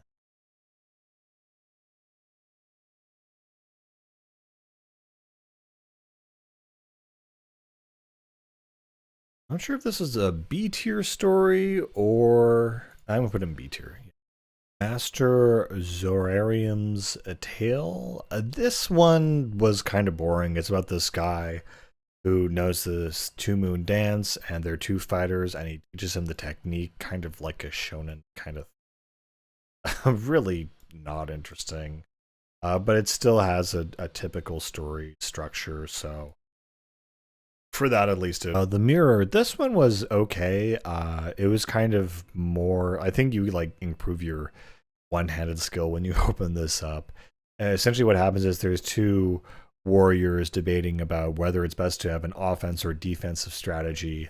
And one warrior says, "Oh, I've fought a warrior for an hour at a time, and his technique is mirroring. So if he strikes with his left, I block to my right, I block to my left and strike with my right. When he gets too tired and he takes too long in the windup, that's when I strike." And so it's kind of like a combat,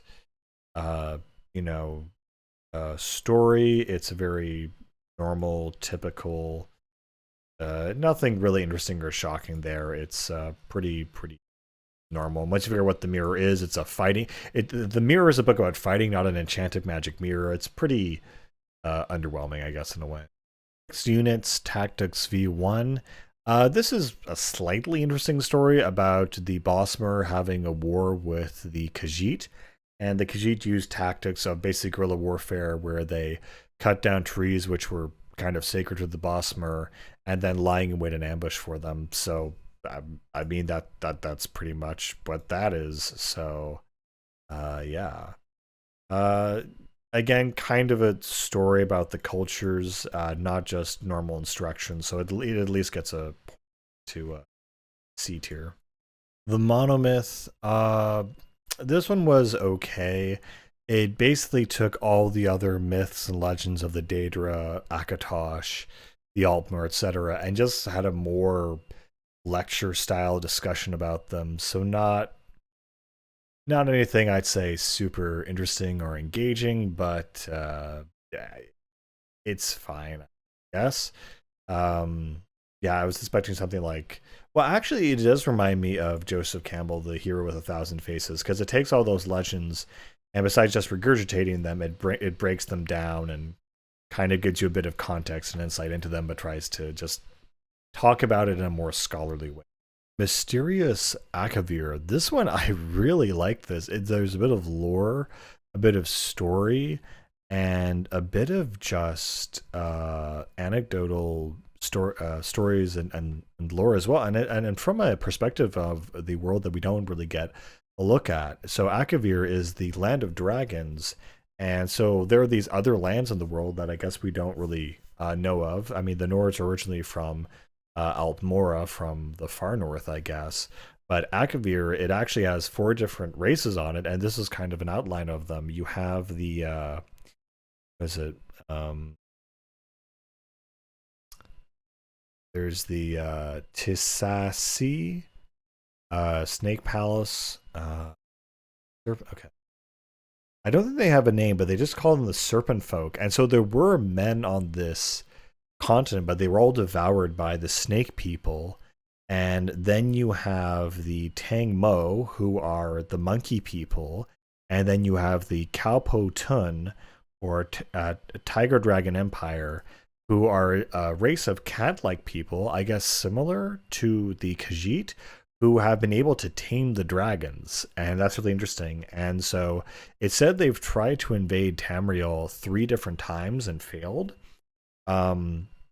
But it's interesting that Tosh Raka, the leader of these tiger cat people, said that he has to kill all the vampire snakes and then they can invade Tamriel, because to them, the vampires are just too evil. In fact, it said after the vampire snake people ate all of the men, they tried eating all of the dragons, and apparently they, because of that, the black dragons fled and the red dragons came under control of the Kapotun. So yeah, just a really interesting story, lore, everything. This kind of has a little bit of everything in it. I really, really like this one, actually. So, total snake people death. Where's that gonna go? I'm gonna go up here.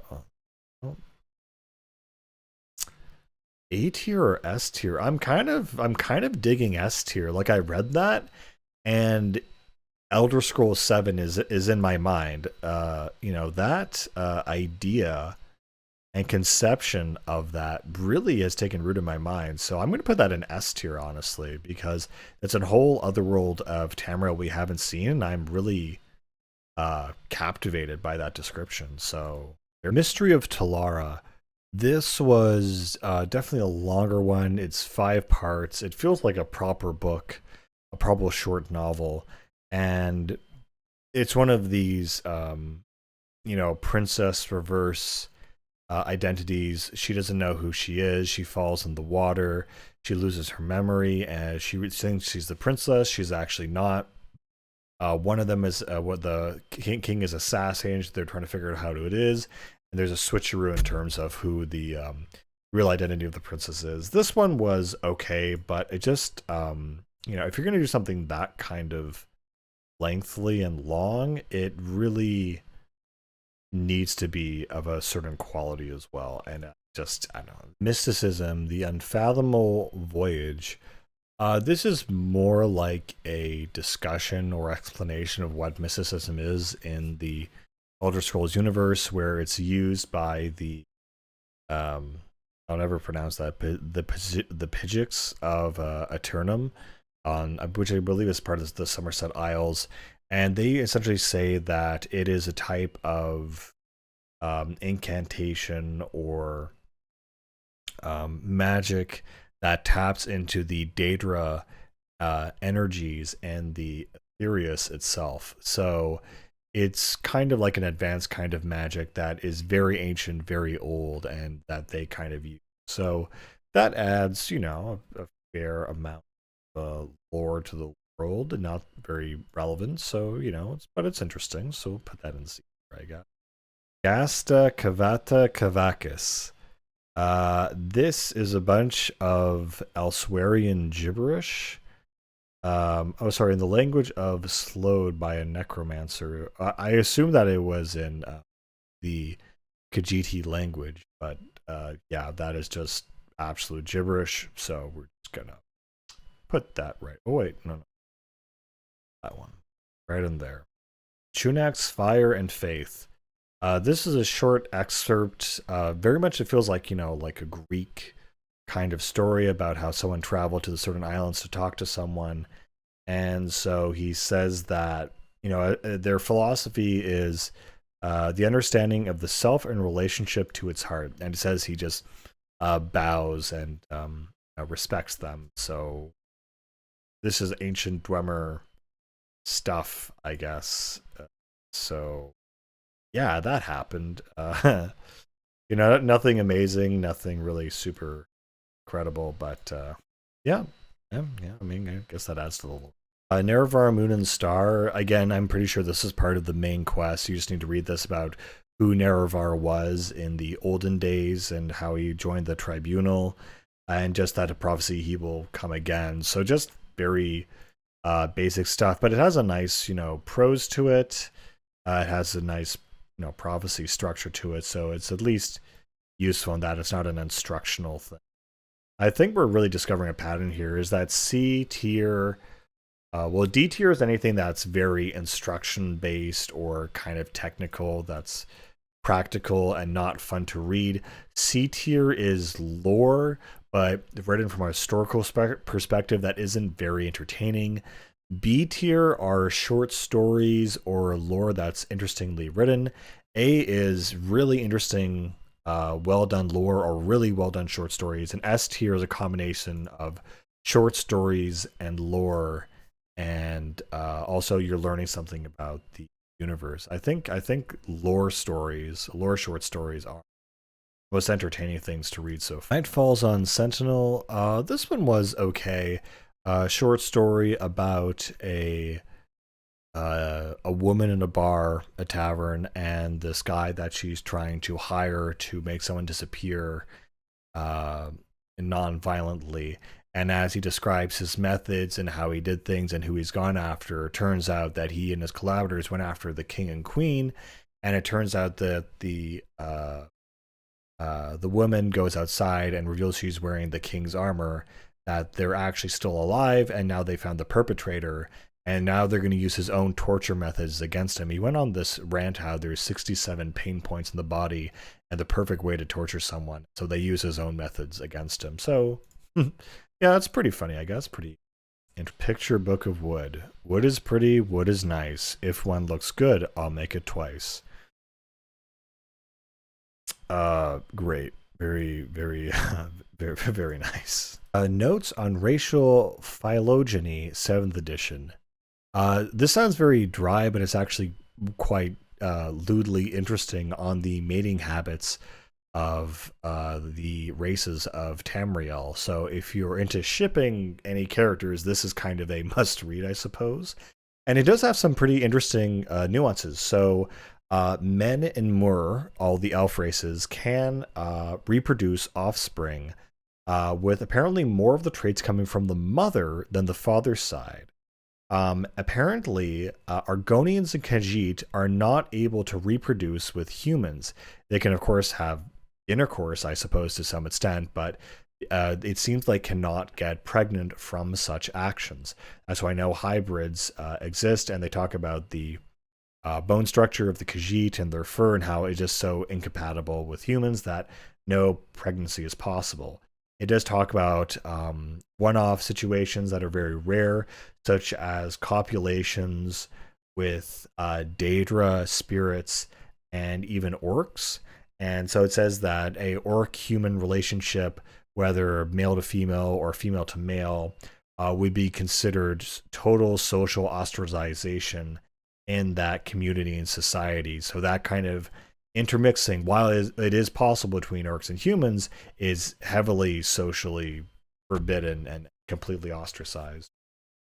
And as for the Daedra spirits, there's no evidence, but only folklore of spirits getting pregnant or people getting pregnant spirits.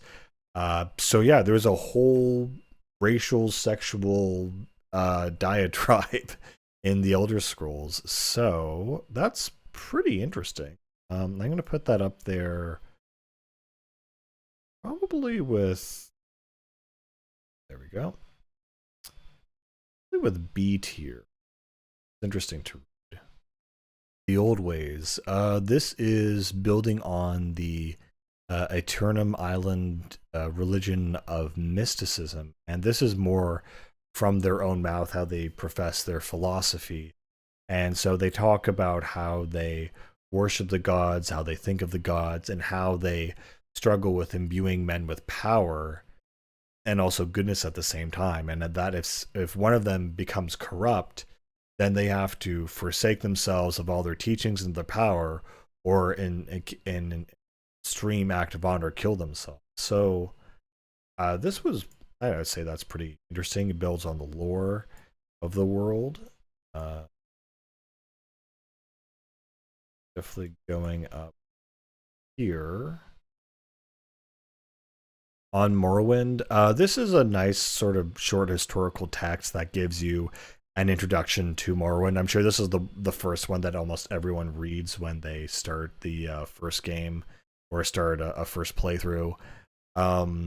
It just tells you a quick story about, the story of the province, the cities, kind of all the basic things you need to know. So, it gives you a basic lore introduction. So for that, we can at least put it up here, and it's not too on Oblivion. This gives you a nice overview of Oblivion and kind of the different Daedra and a pseudo-historical recount of it, but kind of from a lecture perspective. Honestly, some of the language in here is saying that, the original spelling of it was daemon, which is, that the first ever prophet Markuth called them daemons, but didn't describe what they were, is really interesting to me, mainly because this sounds literally exactly like the Wikipedia page for demons, where I'm pretty sure it was not Plato, but Socrates or one of these early Greek scholars that said, don't mess with daemons, which is Daemons, and now it goes on explaining all this. So this actually reads like a Wikipedia article, interestingly enough. And it talks a little bit more about them in particular, and then it kind of goes into, in preparation for my next installment of the series, I'll be investigating another thing. So it's like a directly from a historian's perspective. So I really I really like that interpretation where you're getting it straight from the source of the historian. He's kind of genuinely interested in this, giving a lecture. So that's kind of fun. It's kind of neat.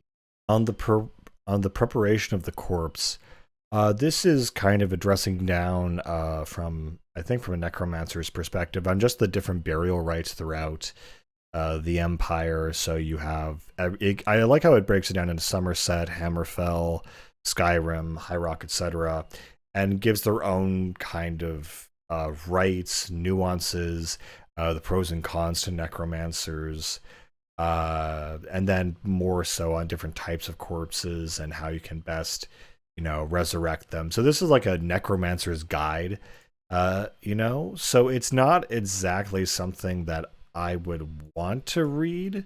It's not totally boring, but it's very technical, but in a way that kind of builds lore. So I guess we can put that into C tier. Ordo Legionis. This is just a summary of the Imperial Army, their forts. This was like a military brochure kind of thing.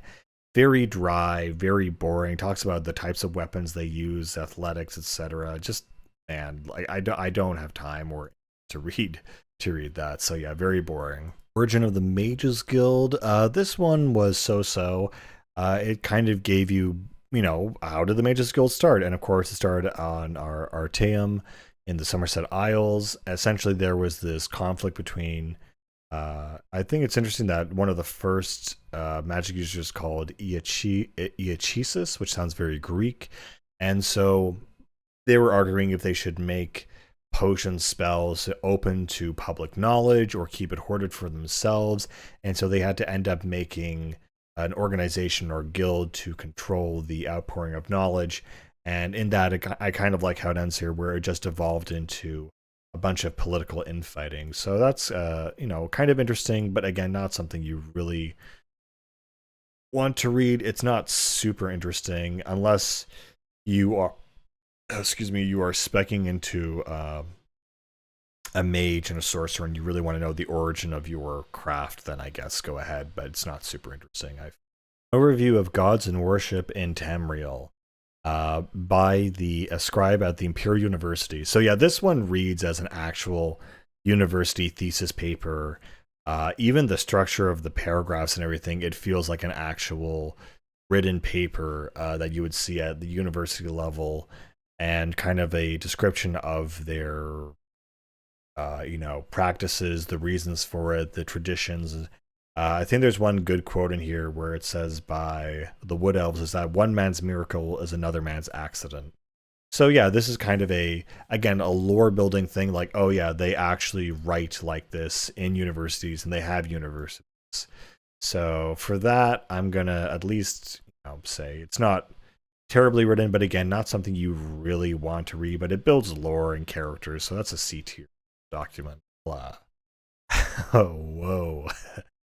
This one was pretty intense, pretty interesting, I would say. What really actually caught my eye is this, but actually even more intensely in volume 2, how he describes Pala. So there's this young wizard who his mentor has this black disc of necromancy. He says to destroy it. He doesn't, because he's obsessed with this woman, and so called Pala, and she's a Red Guard sorceress, and she died many years ago, and so he's trying to resurrect her. But the way he describes his possession is that he says, my lips would silently purse to the voice, the pal, and tongue lightly flick to form the la, as if I were kissing her spirit before me. That kind of obsessive description of the lover's name reminds me a lot of Lolita, where HH would describe how he would get Lolita from Dolores, and how each syllable to him was almost ecstasy. And so this kind of writing style, it reminds me a lot of Nabokov. However, that is definitely not a same relation or a same scenario, but the writing style is a little bit similar in that style, and I really do enjoy it. And reading this, it gets really creepy near the end, where I don't want to spoil it entirely, but he goes to her daughter that's still alive, and he says, I tried to resurrect your mom. I failed. I couldn't do it. And he had this statue that he was trying to, do it in front of her, that he was trying to recreate her body. And he confesses it to her daughter, and her daughter says, get out, get the hell away from me. You're crazy. I can't believe you would do that. And then he says, I'm in love with Palace. And with Pala, and at the end, before she slams the door in his face, she says that, "Oh, my mother's name was Zertil or something. Pala was the name of the monster she fought." And the way it ends is, "Love is red like blood." I wasn't sure if this was going to be a banger when I started reading it, but wow, Pala is the leader of the Elder Scrolls series. I guess it's actually really good. I'm not sure if it's A tier, but I'm putting it in A tier. We'll argue about it later. That was actually very fun to read. It had a little bit of tension, little twist there at the end. Maybe it came a little bit too late, but I really enjoyed it. The Pig Children. um, this is a racist manifesto against orcs, basically saying that they have always been the troublemakers and destroyers of Tamriel, and a constant threat and problem for all of Tamriel's history. And it goes back on their nature, their size, their stature, and their history. That he goes back to even in the first era when Gaiden Shinji had just passed, that Orisium was so rambunctious and so rebellious that it was destroyed and scattered the orcs throughout the land. So yeah, that's some lore, I guess, on the orcs and what they're like. It's called the Pig Children, though. They never really go into why it's called that. I guess they behave like pigs. They behave like orcs. I don't know. They behave like assholes. The Pilgrim's Path is kind of a travel brochure of the different spiritual sites and historical sites around Morrowind. However, it's really not interesting that each one of these shrines has a story and an anecdote attached to it, and it really shows you how much thought went into each one of the locations in Morrowind. This feels like it has real lore. I mean, we're used to stories about this battle and at Red Mountain, but these are very specific things about Genesis or Vivek City, about the Mad Moon that Sheogorath hurled down at them. Just these small little folk tales to each city are really, really interesting. They have this whole thing that it's there was this one guy who was harvesting muck, and his niche wouldn't work with him, or sorry, his guar had died and he couldn't do it. So Vivek took off his ornate robes and became humble and worked the field with him, and that's why now muck is used sometimes as a sacrifice at the shrine there. So all these little short stories that really add to the world. It's actually similar, funnily enough, to what MMOs do, where you come to a new area and you do a certain side quest for a certain character in a certain place, and that little story becomes part of that little area, and you have a memory attached to that area. So I actually, quite actually like that style. I think that's a beat. Really, so last night I got engrossed. I actually got pulled in by this book, Poison's Song. This is absolute peak fiction. This feels like fanfic that was written for the game after it came out. It was really, really well written and impressive, and it's about the descendants of Dagoth-Ur, and it's a thriller. It's a murder mystery romance. This is unexpectedly peak. This was really, really good, and even it was fairly long as well, but I was absolutely drawn in by this. And when you get drawn in by something, you know it's good. It's got intrigue, murder, incest. It's got it all. So Poison Song, I am absolutely shocked. When I was reading this, it felt like I was watching a movie. It was really, really well done, and the way it describes things and the characters and their feelings. And there's a theme in here where the character here's a song. I can't believe this is in Morrowind, because I've been going through all these stories and I've been wondering, oh, wouldn't it be funny if there was a story in here that was actually better than the base game. And I think I found it. I've honestly found it. Poison Song, this is absolutely guaranteed S tier. Poison Song, absolute S tier. I wouldn't say almost S plus. Um, Absolutely just ridiculously good. Yeah. So I highly recommend you read Poison Song. Uh, does it help? Do you need to play Morrowind to appreciate this? Probably, so you can understand the visuals of what's going on, what the characters look like, and what they're using. But you could read this definitely on your own and still have an amazing time. Absolutely peak. The posting of the hunt. This one is again so-so. It kind of I don't know. It's just about this hunt tradition that's giving you the context for how it appears and whatever. So yeah, so that's definitely gonna go and adds lore. It's readable, but Layers of Baranat. This is another way of mytho lore anecdote where there's this adventurer that goes on a quest called Baranat, and essentially he prays to different saints in the Morrowind canon, and each one of them gives him a different blessing on each of the struggles he comes across in his journey. It sounds like an interesting setup, but I really found this to be kind of boring. That he got strength and he defeated the strong guy. He got the power of invulnerability and was able to swim through lava. Like, fantastic. So yeah, that one's it's okay, but kind of nothing really. Progress of Truth. This is just a breakdown of the tribunal. The gods. Priest practices. So again, this is like an in-world thing that exists because it should exist, but it really doesn't add anything to the world. I feel it's not interesting to read by itself. Ancient Trials of the Dwemer, Part 1, The Ransom of Zarek.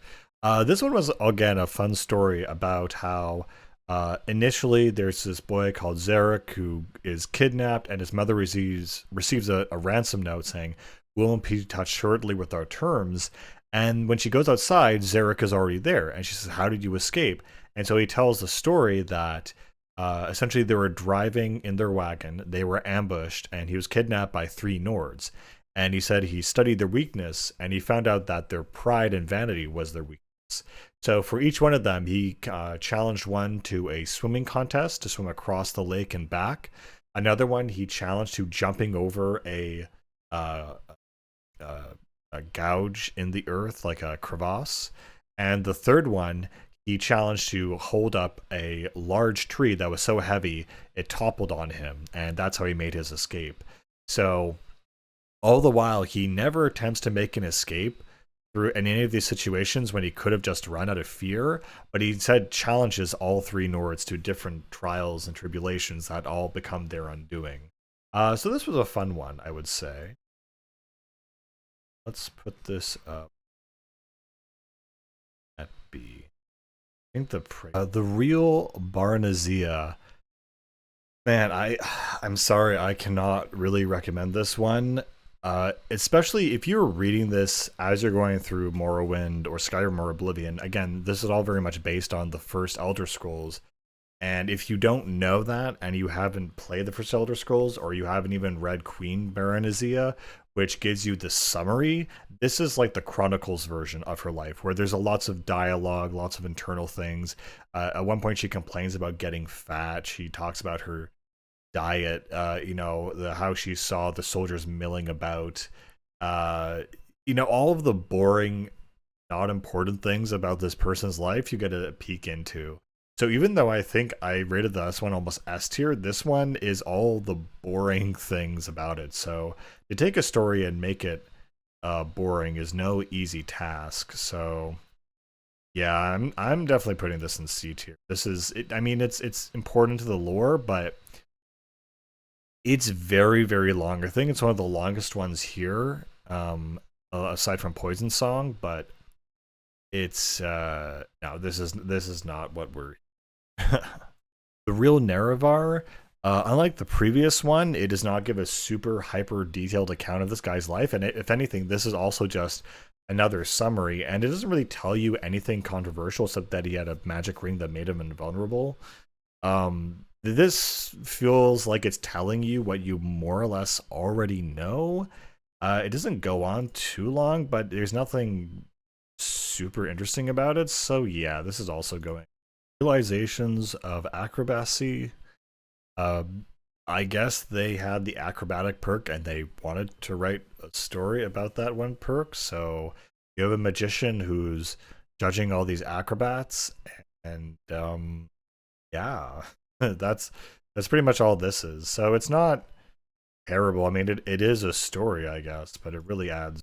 The Rear Guard is a short story about a guardsman and how he kind of usurps one of the Kings of Solitude for his castle. There's also a side story about how his passion is growing apples. This exists, but again, it's weird that this exists outside of Skyrim. To be such a personal story about solitude. So, I mean, it's a story, it's fine, but it really doesn't feel bad. So when immediately looking at it, I can already tell. This is just a listing. What is it? The Red Book of Great House Redoran. This is a listing of all the lords and their lineages.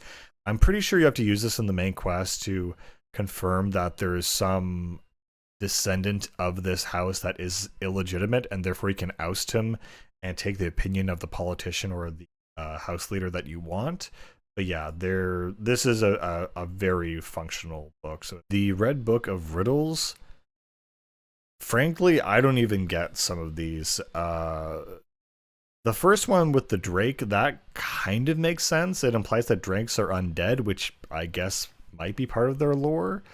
But quite a few of these, if I give you a sock not unlike a box, the hammers and nails all around it, Tulits opens when it knocks. And the answer, it must have been a great hit. I have no... that's gobbledygook. I'm sorry. That's absolute...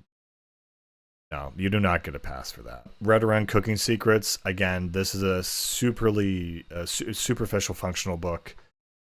So, you know, just for doing this kind of cooking or alchemy minigame. So yeah, that's D tier. Actions of cult worship in the Empire. This one is pretty straightforward, pretty understandable. It gives a breakdown of the different religious factions in a kind of university paper style. Talks about the Nordic hero cults, the subcults of Akatosh, Diabella, and Tiber Septim.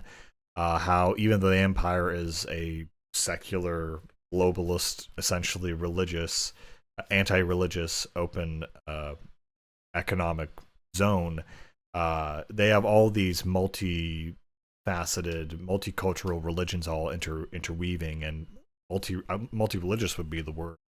And then it kind of hints at the end what the Morrowinders are like, the Dunmer, who do very strict ancestor worship, where they believe they're being seen and judged by their ancestor spirits at all times. So that's kind of, I wish that was at the beginning, because that's the more relevant point to the Morrowind players. But it's nice they give a nice breakdown, and it's not too complicated. It's not too abstract, and it's kind of like, oh, that was interesting to read. So I think I'm gonna put it in C tier, honestly. It helps the lore, but it's nothing. Response to Barrow's speech. I actually kind of enjoyed this one more than I thought I would. It's about essentially a review style document criticizing another battle mage's speech. And so one of them, Barrow, is part of the school of alteration, I believe, and he's kind of downplaying the importance of the school of destruction and also listing certain facts about history. And this other battle mage, Malvisor, is giving his recount to all of these facts that, oh, well, we don't actually know how this golem was created. It might have been an Antarak or whatnot.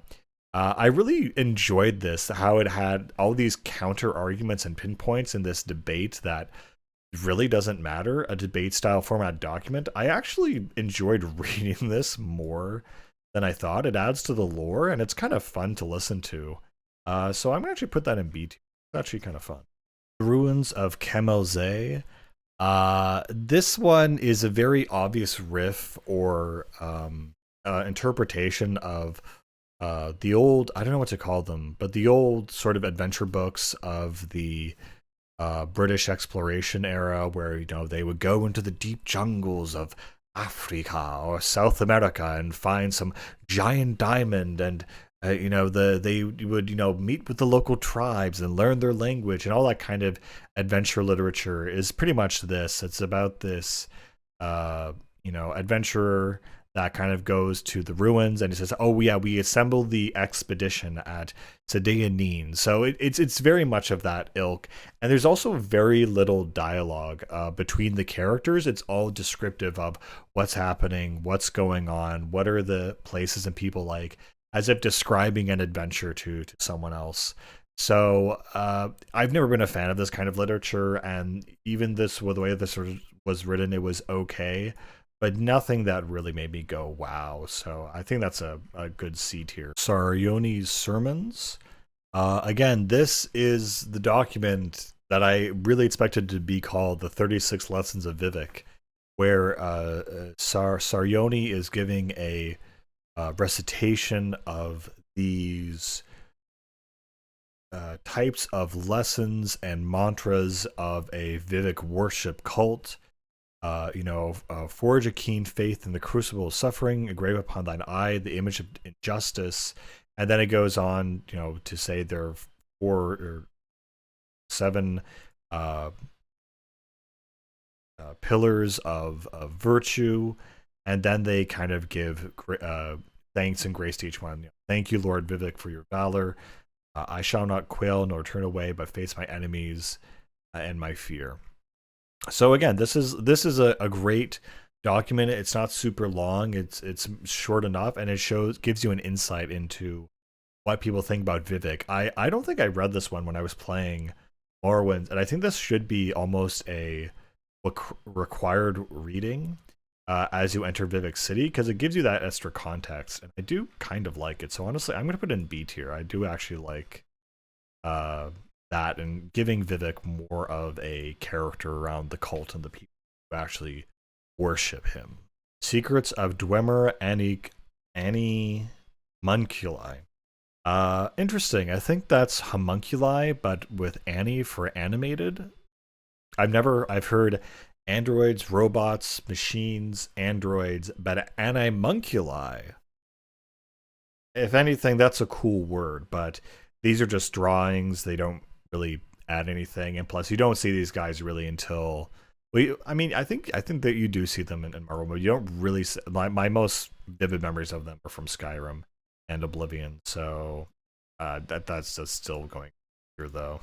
Ancient Trials of the Dwemer Part 2: The Seed. This is this is basically the Lorax for Argonians, saying essentially, oh, we all lived in peace and harmony until the Dwemer appeared, and then they realized, oh, they could get resin from the trees and use it to improve their armor. Then they cut down everything, and then it turned the Black Marsh into a swamp. Yeah,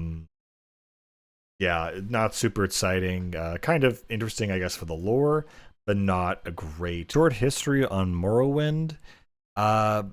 This one I'm not really hot about. It starts off kind of well about the origin story, the lore, the mythos, but then it devolves into a very dry textbook description of certain territories, years, changes to certain cities and treaties and names of people, and all these places and things that happen, but there's no soul in it as it goes further and further.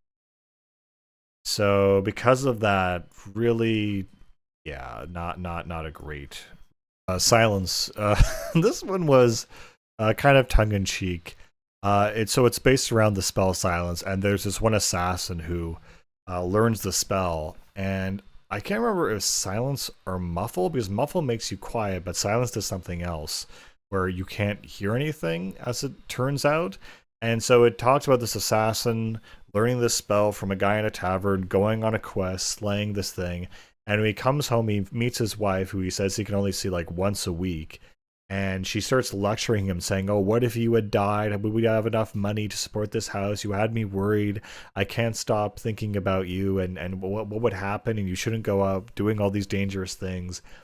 And then it said the assassin smiled because while he could survive all the trials and tribulations, the battle mages he had to slay, he could not survive listening to his wife. So this is just married boomer humor. Yes. So it's not bad. It kind of has a cheap joke at the end, but I don't know. I guess I kind of enjoy Sithis. This is just a background on Sithis. Just very, he came from the Altmer. He was the first of his house. He was the one who created the lore canon and unleashed it on the universe. I mean, good to know lore stuff, and it's done in a semi-poetic manner, but nothing super crazy that he's revealing here. All of this is pretty much on the main quest anyway, so yeah, C tier. Thanks for the lore. Smuggler's Island. Was a fine short story about two guys, a Khajiit and I'm not sure who else, the Dunmer, who got stranded on a deserted island. They were smugglers, smuggling a bunch of moon sugar. And so, the Khajiit, of course, starts sampling it for himself. And so they spend 2 months on this desert island, learning from each other, training each other, feeding each other. And the Khajiit essentially watches the other guy use his spear to catch fish. And from learning and teaching and listening, he learns that also it's better because it's better to divide a treasure among 12 to among 2, and he said it would be even better to divide it amongst 1, and of course he betrays him at the end when they finally have a ship approaching that's going to rescue them. So yeah, a pretty basic story. Doesn't necessarily need to be in Morrowind, so I'm going to put this in B tier. I just a fine short story, nothing amazing, but it was a another ancient Dwemer story, The Song of the Alchemist. This is just a simple rhyming song about how a king challenges two alchemists to make him a potion of invisibility, and instead one of them accidentally fails and makes a potion of intelligence, and after he takes it he realizes his mistake and what he should have done. That's kind of a funny, ironic story, but nothing, I don't know, nothing super great. I actually didn't like a special flora of Tamriel. This reads again like a textbook description of like a flora, botanist textbook. I'm not super hard or interested in these unless you're a botanist, I guess. I've never liked hyper technical things. It's just there to make it feel like the real world, but reading anything like this in the real world is boring, so yeah, why would you read this? Spirit of Nirn, God of Mortals. I found this one kind of confusing. My understanding is that Lorcan is the mechanized thing the Dwemer created to destroy the Dunmer. And in this, they're saying that he is the spirit of Nirn, the spirit of all creation, which might be true because they created some kind of mechanical spirit. And they're saying that the elves ate him and, all of this other stuff about how he's part of the world, and just overall philosophy in general, but I found it kind of confusing because I thought it was contradicting itself. So it might introduce you to the concept of Nirn, but yeah, not great. Spirit of the Daedra. This is kind of like a short, not exactly poem, but again a mantra or a series of short mantras saying that men die, but yet they don't despair, and how Daedra don't die and they don't fear death. It talks about certain types of Daedra, but it's very short and it doesn't really, I don't know, it doesn't really add anything to the lore. It just kind of exists. If anything, you're kind of more confused about this when you come out of it, because it doesn't give a clear example of what it's trying to actually communicate or talk about. So I'm giving that D tier. Actually, it's really not what I'd expect some long, dark, epic poem, but it's not even descriptive. It's nothing. It's kind of a Star Lover's Log. This is pretty much just something that's been found in a dungeon, I'm sure. Without the context of where it's found, and as you're going through it, it doesn't really have any bearing. So yeah, this is hyper contextual and not really worth reading. Stranger. This is just a short story about what seems to be about Nerevar, how he'll come across many trials, but only one will remain. So yeah, it's a short story, kind of adds to the lore, a nice kind of. I mean, that's the thing. It seems about Nerevar, but it's not specific. I mean, it could be just about an Outlander, any Outlander, Inlander for that matter. So yeah, it's okay, I guess. But it's not. It's a nice poem. Surefit of Thieves. This was a small, ironic twist ending short story about a couple of thieves who try to rob a pair of super wealthy uh, nobles and end up walking into a Daedra trap, essentially. It's a little bit spooky, a little bit scary, cool, but I'm gonna I didn't really enjoy it all that much, so I'm gonna put it in the C tier, honestly. Calamara Kerr's research. This is a bunch of random research on certain weapons, ceremonies, relations of the Daedra that are just seemingly random and uncorrelated to each other. So it is lore, but it's very random and haphazard and all over the place. So yeah, that's getting D tier. Tamrielic lore. This is essentially a Tamrielic lore. This is essentially a collection of different items and rare objects in the game. These are usually the things you'd find in dungeons and things that are functionally there to entice the player, as it gives them a description of where they are and kind of what they do. But again, so it's building out the lore. It's at least more consistent than the last one, that it focuses on specific items in the game. But again, not super interesting to read. Just, oh yeah, this loot exists. Third door. This one was kind of fun, actually. It's about this axe-wielding woman who falls in love with an axe-wielding man. When she confesses her love to him, he kind of rejects her.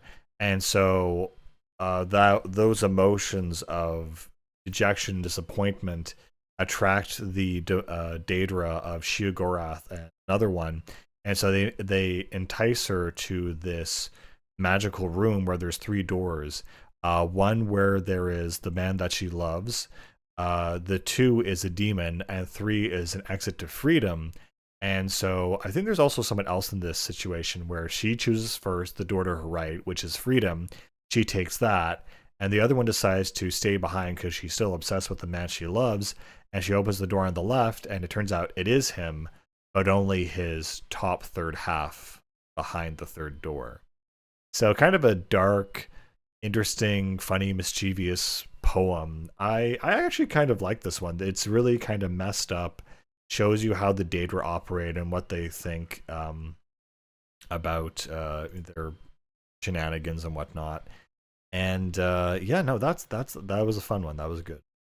Trap is a pretty good short story. It's about this starving thief that steals a bunch of gold from someone so he can buy himself enough food.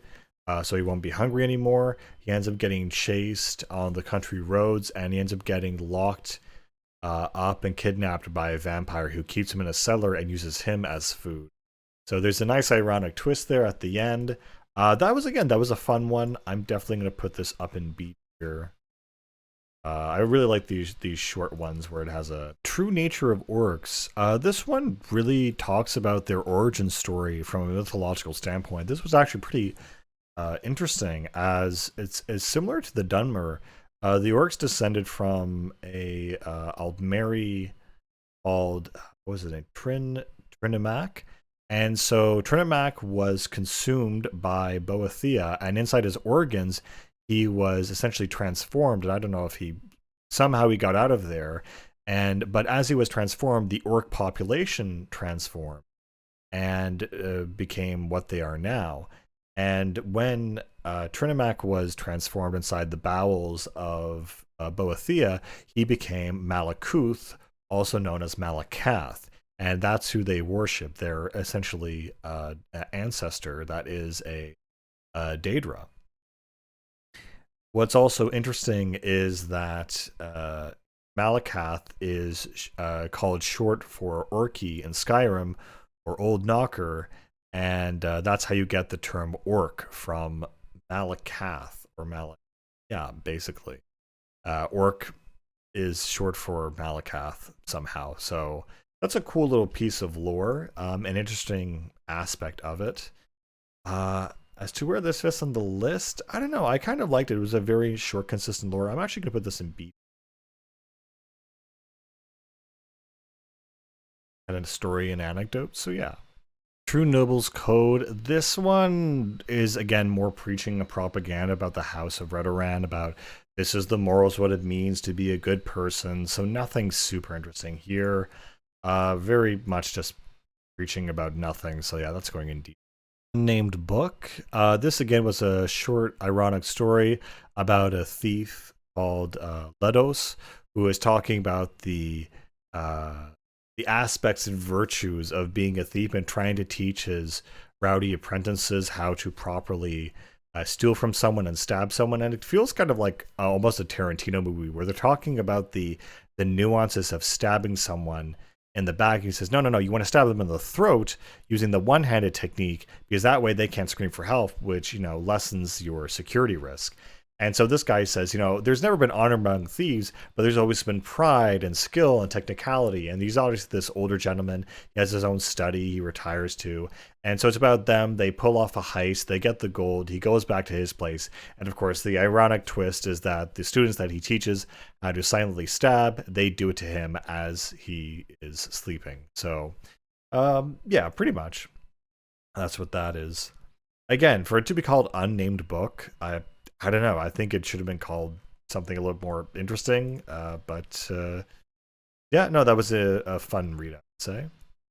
This is just about the intricacies of how Magicka works. Not really intricacies, just technicalities. So yeah, really not interesting. That's going in deep here, not useful. Vampires of Vardenfell. This is kind of just basic information about vampires themselves. Nothing super interesting, except that Morrowind isn't very known for vampires because they have a very anti-necromancy culture. But talks about there's a possible cure that may or may not be true. Just general lore stuff. So yeah, nothing super. Varieties of faith in the Empire. This is just a long list of every single god and a general introduction, like a little note about what they are. So again, this is nice, but there's so much in here. It feels like an actual document that you wouldn't actually use, because a lot of these gods don't even pertain to the story at hand. I mean, they have Alduin, which is kind of cool. So, that won't appear until Skyrim. But yeah, there's a lot of stuff in there that's in there for the sake of being there. So that's just general lore building, not really relevant or super readable either. You spend your time reading this, you just think, okay, so where are these people? They don't show up in the game. So yeah. Vernacus and Burir. This is a story about a guy who lost his cousin, and so to console him, his friend Ziomara is telling him the story about the greatest archer in Tamriel and a Daedra, and it's kind of like the devil, the fiddler and the devil. I forgot. The devil went down to Georgia, where he says, "Oh, I can shoot any target or whatever," and so the Daedra says, "Oh, you can't hit me." And so he fires his arrow, and the Daedra is forced to retreat as he's in service to this other, more powerful Daedra back to Oblivion. So even though he retreats to Oblivion, he feels embarrassed that he had to retreat from a mere mortal, and so he feels embarrassed by it and is super scornful of it. And meanwhile, in the real world, the Supreme Archer feels totally dismayed and disgruntled because for once he's actually missed a target. And then it turns out the arrowhead is actually lodged in the Daedra's back and he doesn't even realize it. So it's just it's a funny little story, a nice parable. So I'm going to put that up here. Here.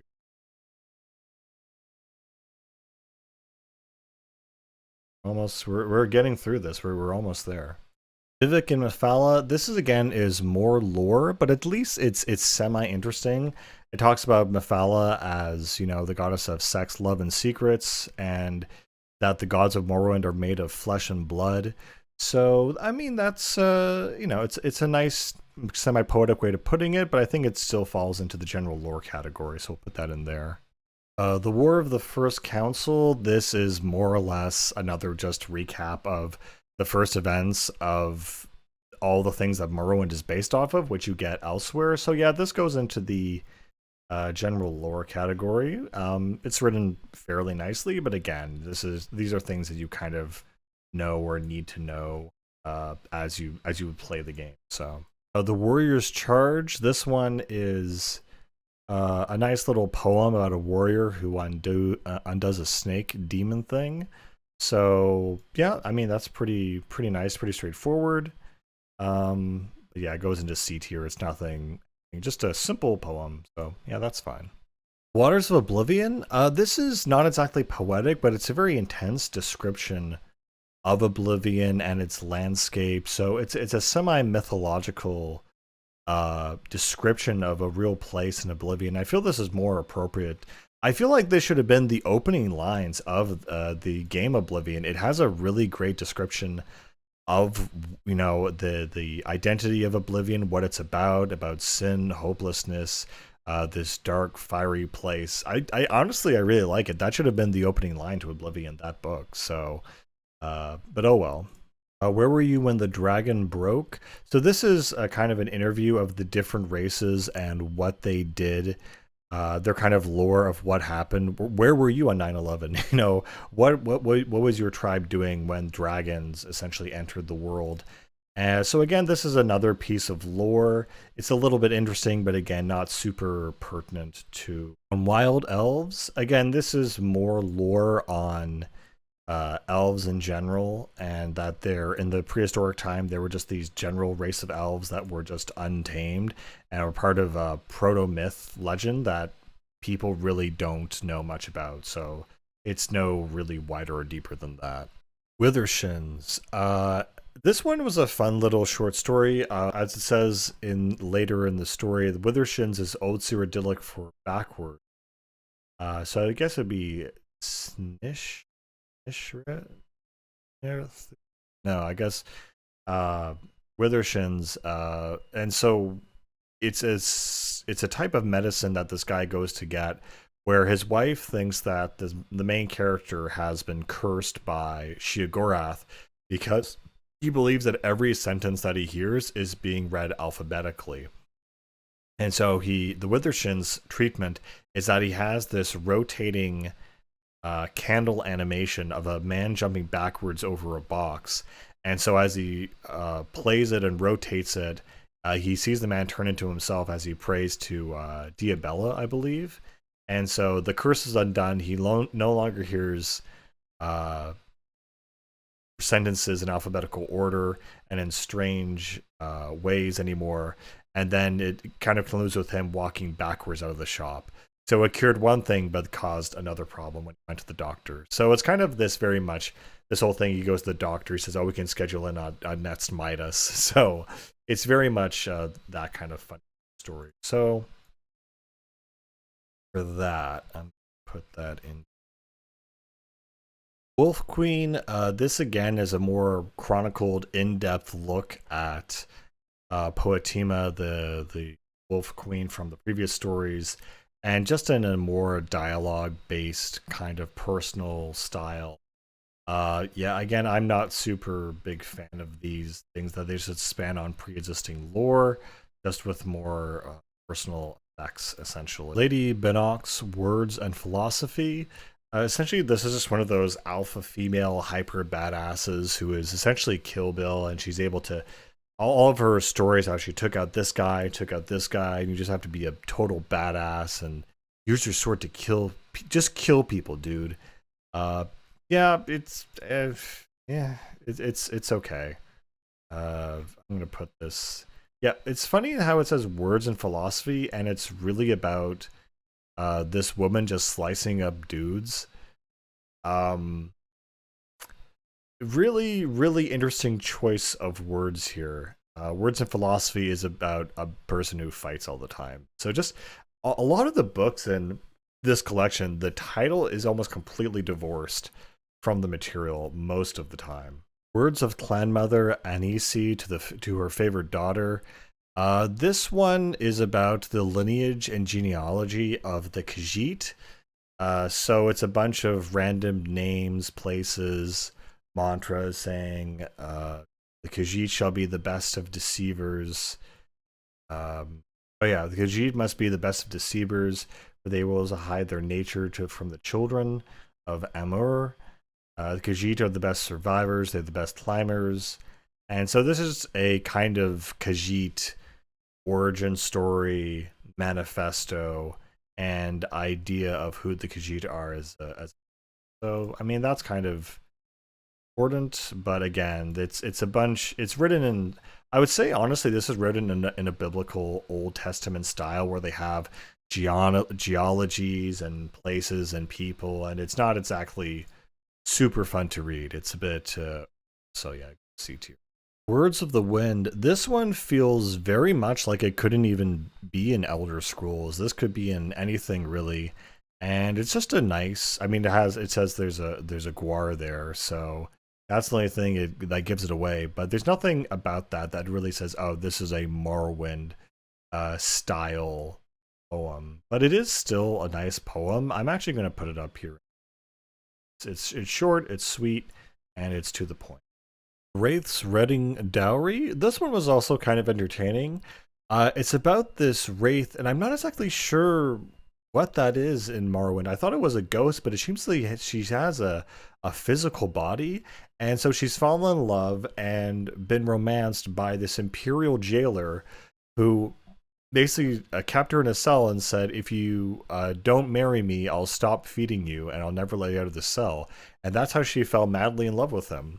And so essentially her dowry that she wanted to give to him is this wonderful suit of armor that essentially was stolen by a bunch of thieves, Argonian orcs and whatnot.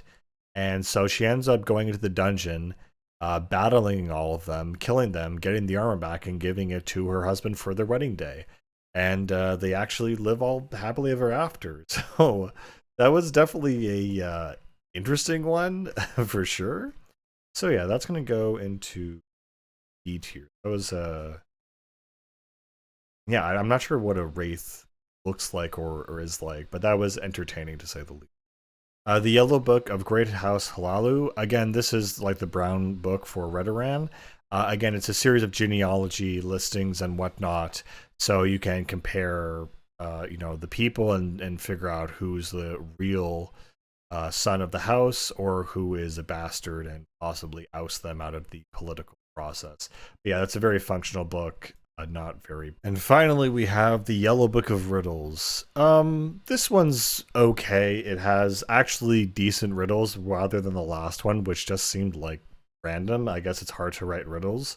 So this one, we're gonna put it up into C tier. And that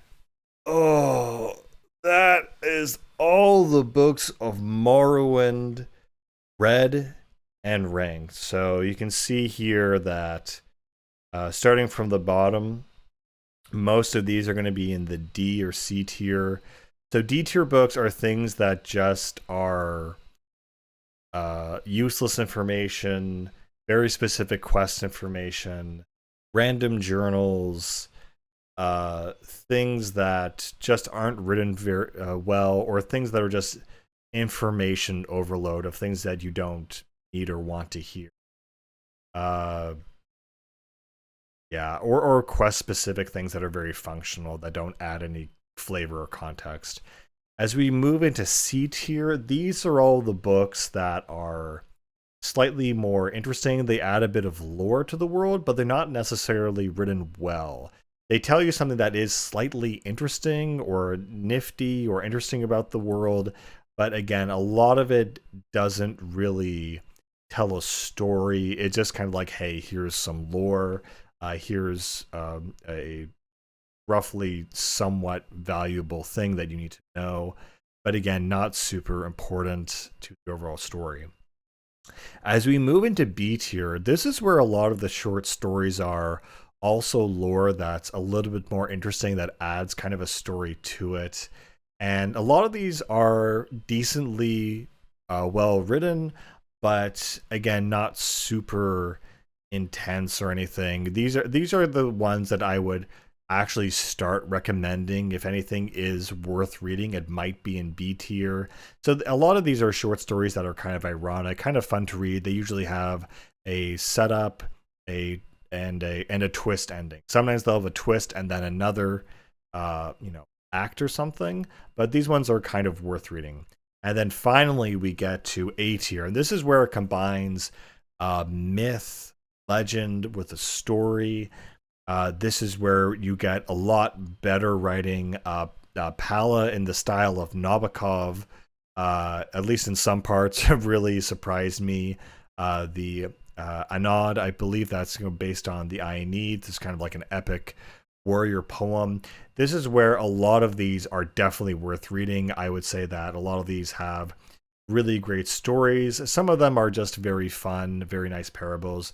The Four Suitors of Benita, I don't know, that might have been a B tier one. I'm not sure that should go down there, but a lot of these, again, they have stories and lore, and so things that usually add to the world and are interesting and act as a an anecdote. So an anecdote, lore, short story, etc. And then finally A tier, or sorry, S tier. You know what? I would say actually I'm gonna put some of these into A tier, simply because they are very good. They do fit into that segment of lore, short story, anecdote, and just being overall well written and read. But the one that you must read, especially if you've played Morrowind, S tier, is Poison Song. I was up late last night, hooked on this story. It felt like this was a fanfic of the Morrowind universe. You must read Poison Song. It is about the legacy of Dagoth and his descendants, and it felt like reading a movie where, yes, it had lore, it had story, it had anecdotes, but it had plot, it had pacing, it had character development. This Poison Song is a real book, and as far as I know, I don't think I've heard anyone else talk about this amazing piece of video game literature, but this is my absolute recommendation. Absolutely blow me away. It's contemporary, even the prose, even the way it's written, how it describes the characters' emotions, their feelings, their dialogues, how it moves from one scene to the next. It is absolutely amazing, and I really don't want to say anything about it or spoil anything about it because you really should read this. So I can't believe that my hypothesis was correct, that there is actually a book within this story that is as interesting as the Morrowind story itself, if not better, frankly. And it's the one thing where I finished reading it and I thought, I need a sequel to this. So Poison Song, massive recommendation, really impressive writing, and it's just interesting how you to tier these kinds of writings as they kind of develop into different writing styles. I think I can make this list public and share it with the rest of you, and if I can, I'll post it in the video description. But yeah, that is the end of this long journey. This is going to take a while to edit, but I just wanted to thank everyone for, sticking with this and watching it all the way through and having more appreciation for video game lore, even lore within lore. I don't know, I might do Oblivion and Skyrim, but I feel like a lot of these I recognize from those games as well, so I don't know how many books they've added or if they had a dedicated team, and so there's some guy at Todd Howard's house that is constantly cranking these out. But yeah, this was actually a lot of fun. It was really fun to dive into short to medium-sized stories. Sometimes they were just super small. It was like a bunch of loot boxes in a way, but for stories, and kind of grade them, appraise them, and ultimately recommend them. And again, it's interesting how we went from, the grades of kind of informational works to historical lore kind of style works, to short stories, to better written short stories that also incorporate lore and more development in them, and then something that is could have been a story on its own, a book within a real book, a story within a story. So anyway, that's kind of it. This took me at least more than a day to do. So uh, yeah, that's pretty much it. I hope that you all kind of appreciate this and know that when you pick up something in an Elder Scrolls game, sometimes it's not worth reading. Sometimes a lot of the stuff is really not good, but there's that one diamond in the rough, and hey, we found it. So I'm super happy I did find something like that in here. This was kind of a challenge to myself to kind of go through and read all of this. And yeah, I hope that as game developers, if you do put lore in your game and you do put writing in your game, I hope this serves as an example that this is what we want to see. If there's a long ass book with a bunch of lore in a game, it's great that we know who these characters are, so they're at least relevant, or that it's well written, or you have a gold standard to compare it to something. Because there's just so many times when you play games and you're just overwhelmed by all this nonsense that doesn't matter, or reading emails when you're hacking into something. It's if I'm going to read something in a video game, even if it's a tutorial, you have to make it short and sweet if it's functional. If you're writing me a real story, then put it as a book object in the world. Otherwise, it'd be better if you didn't do it at all and don't bother to make me read a bunch of stuff that isn't nice or is garbage. And yeah, so read Poison Song and have a good time reading and gaming, everyone. And as always, see you guys.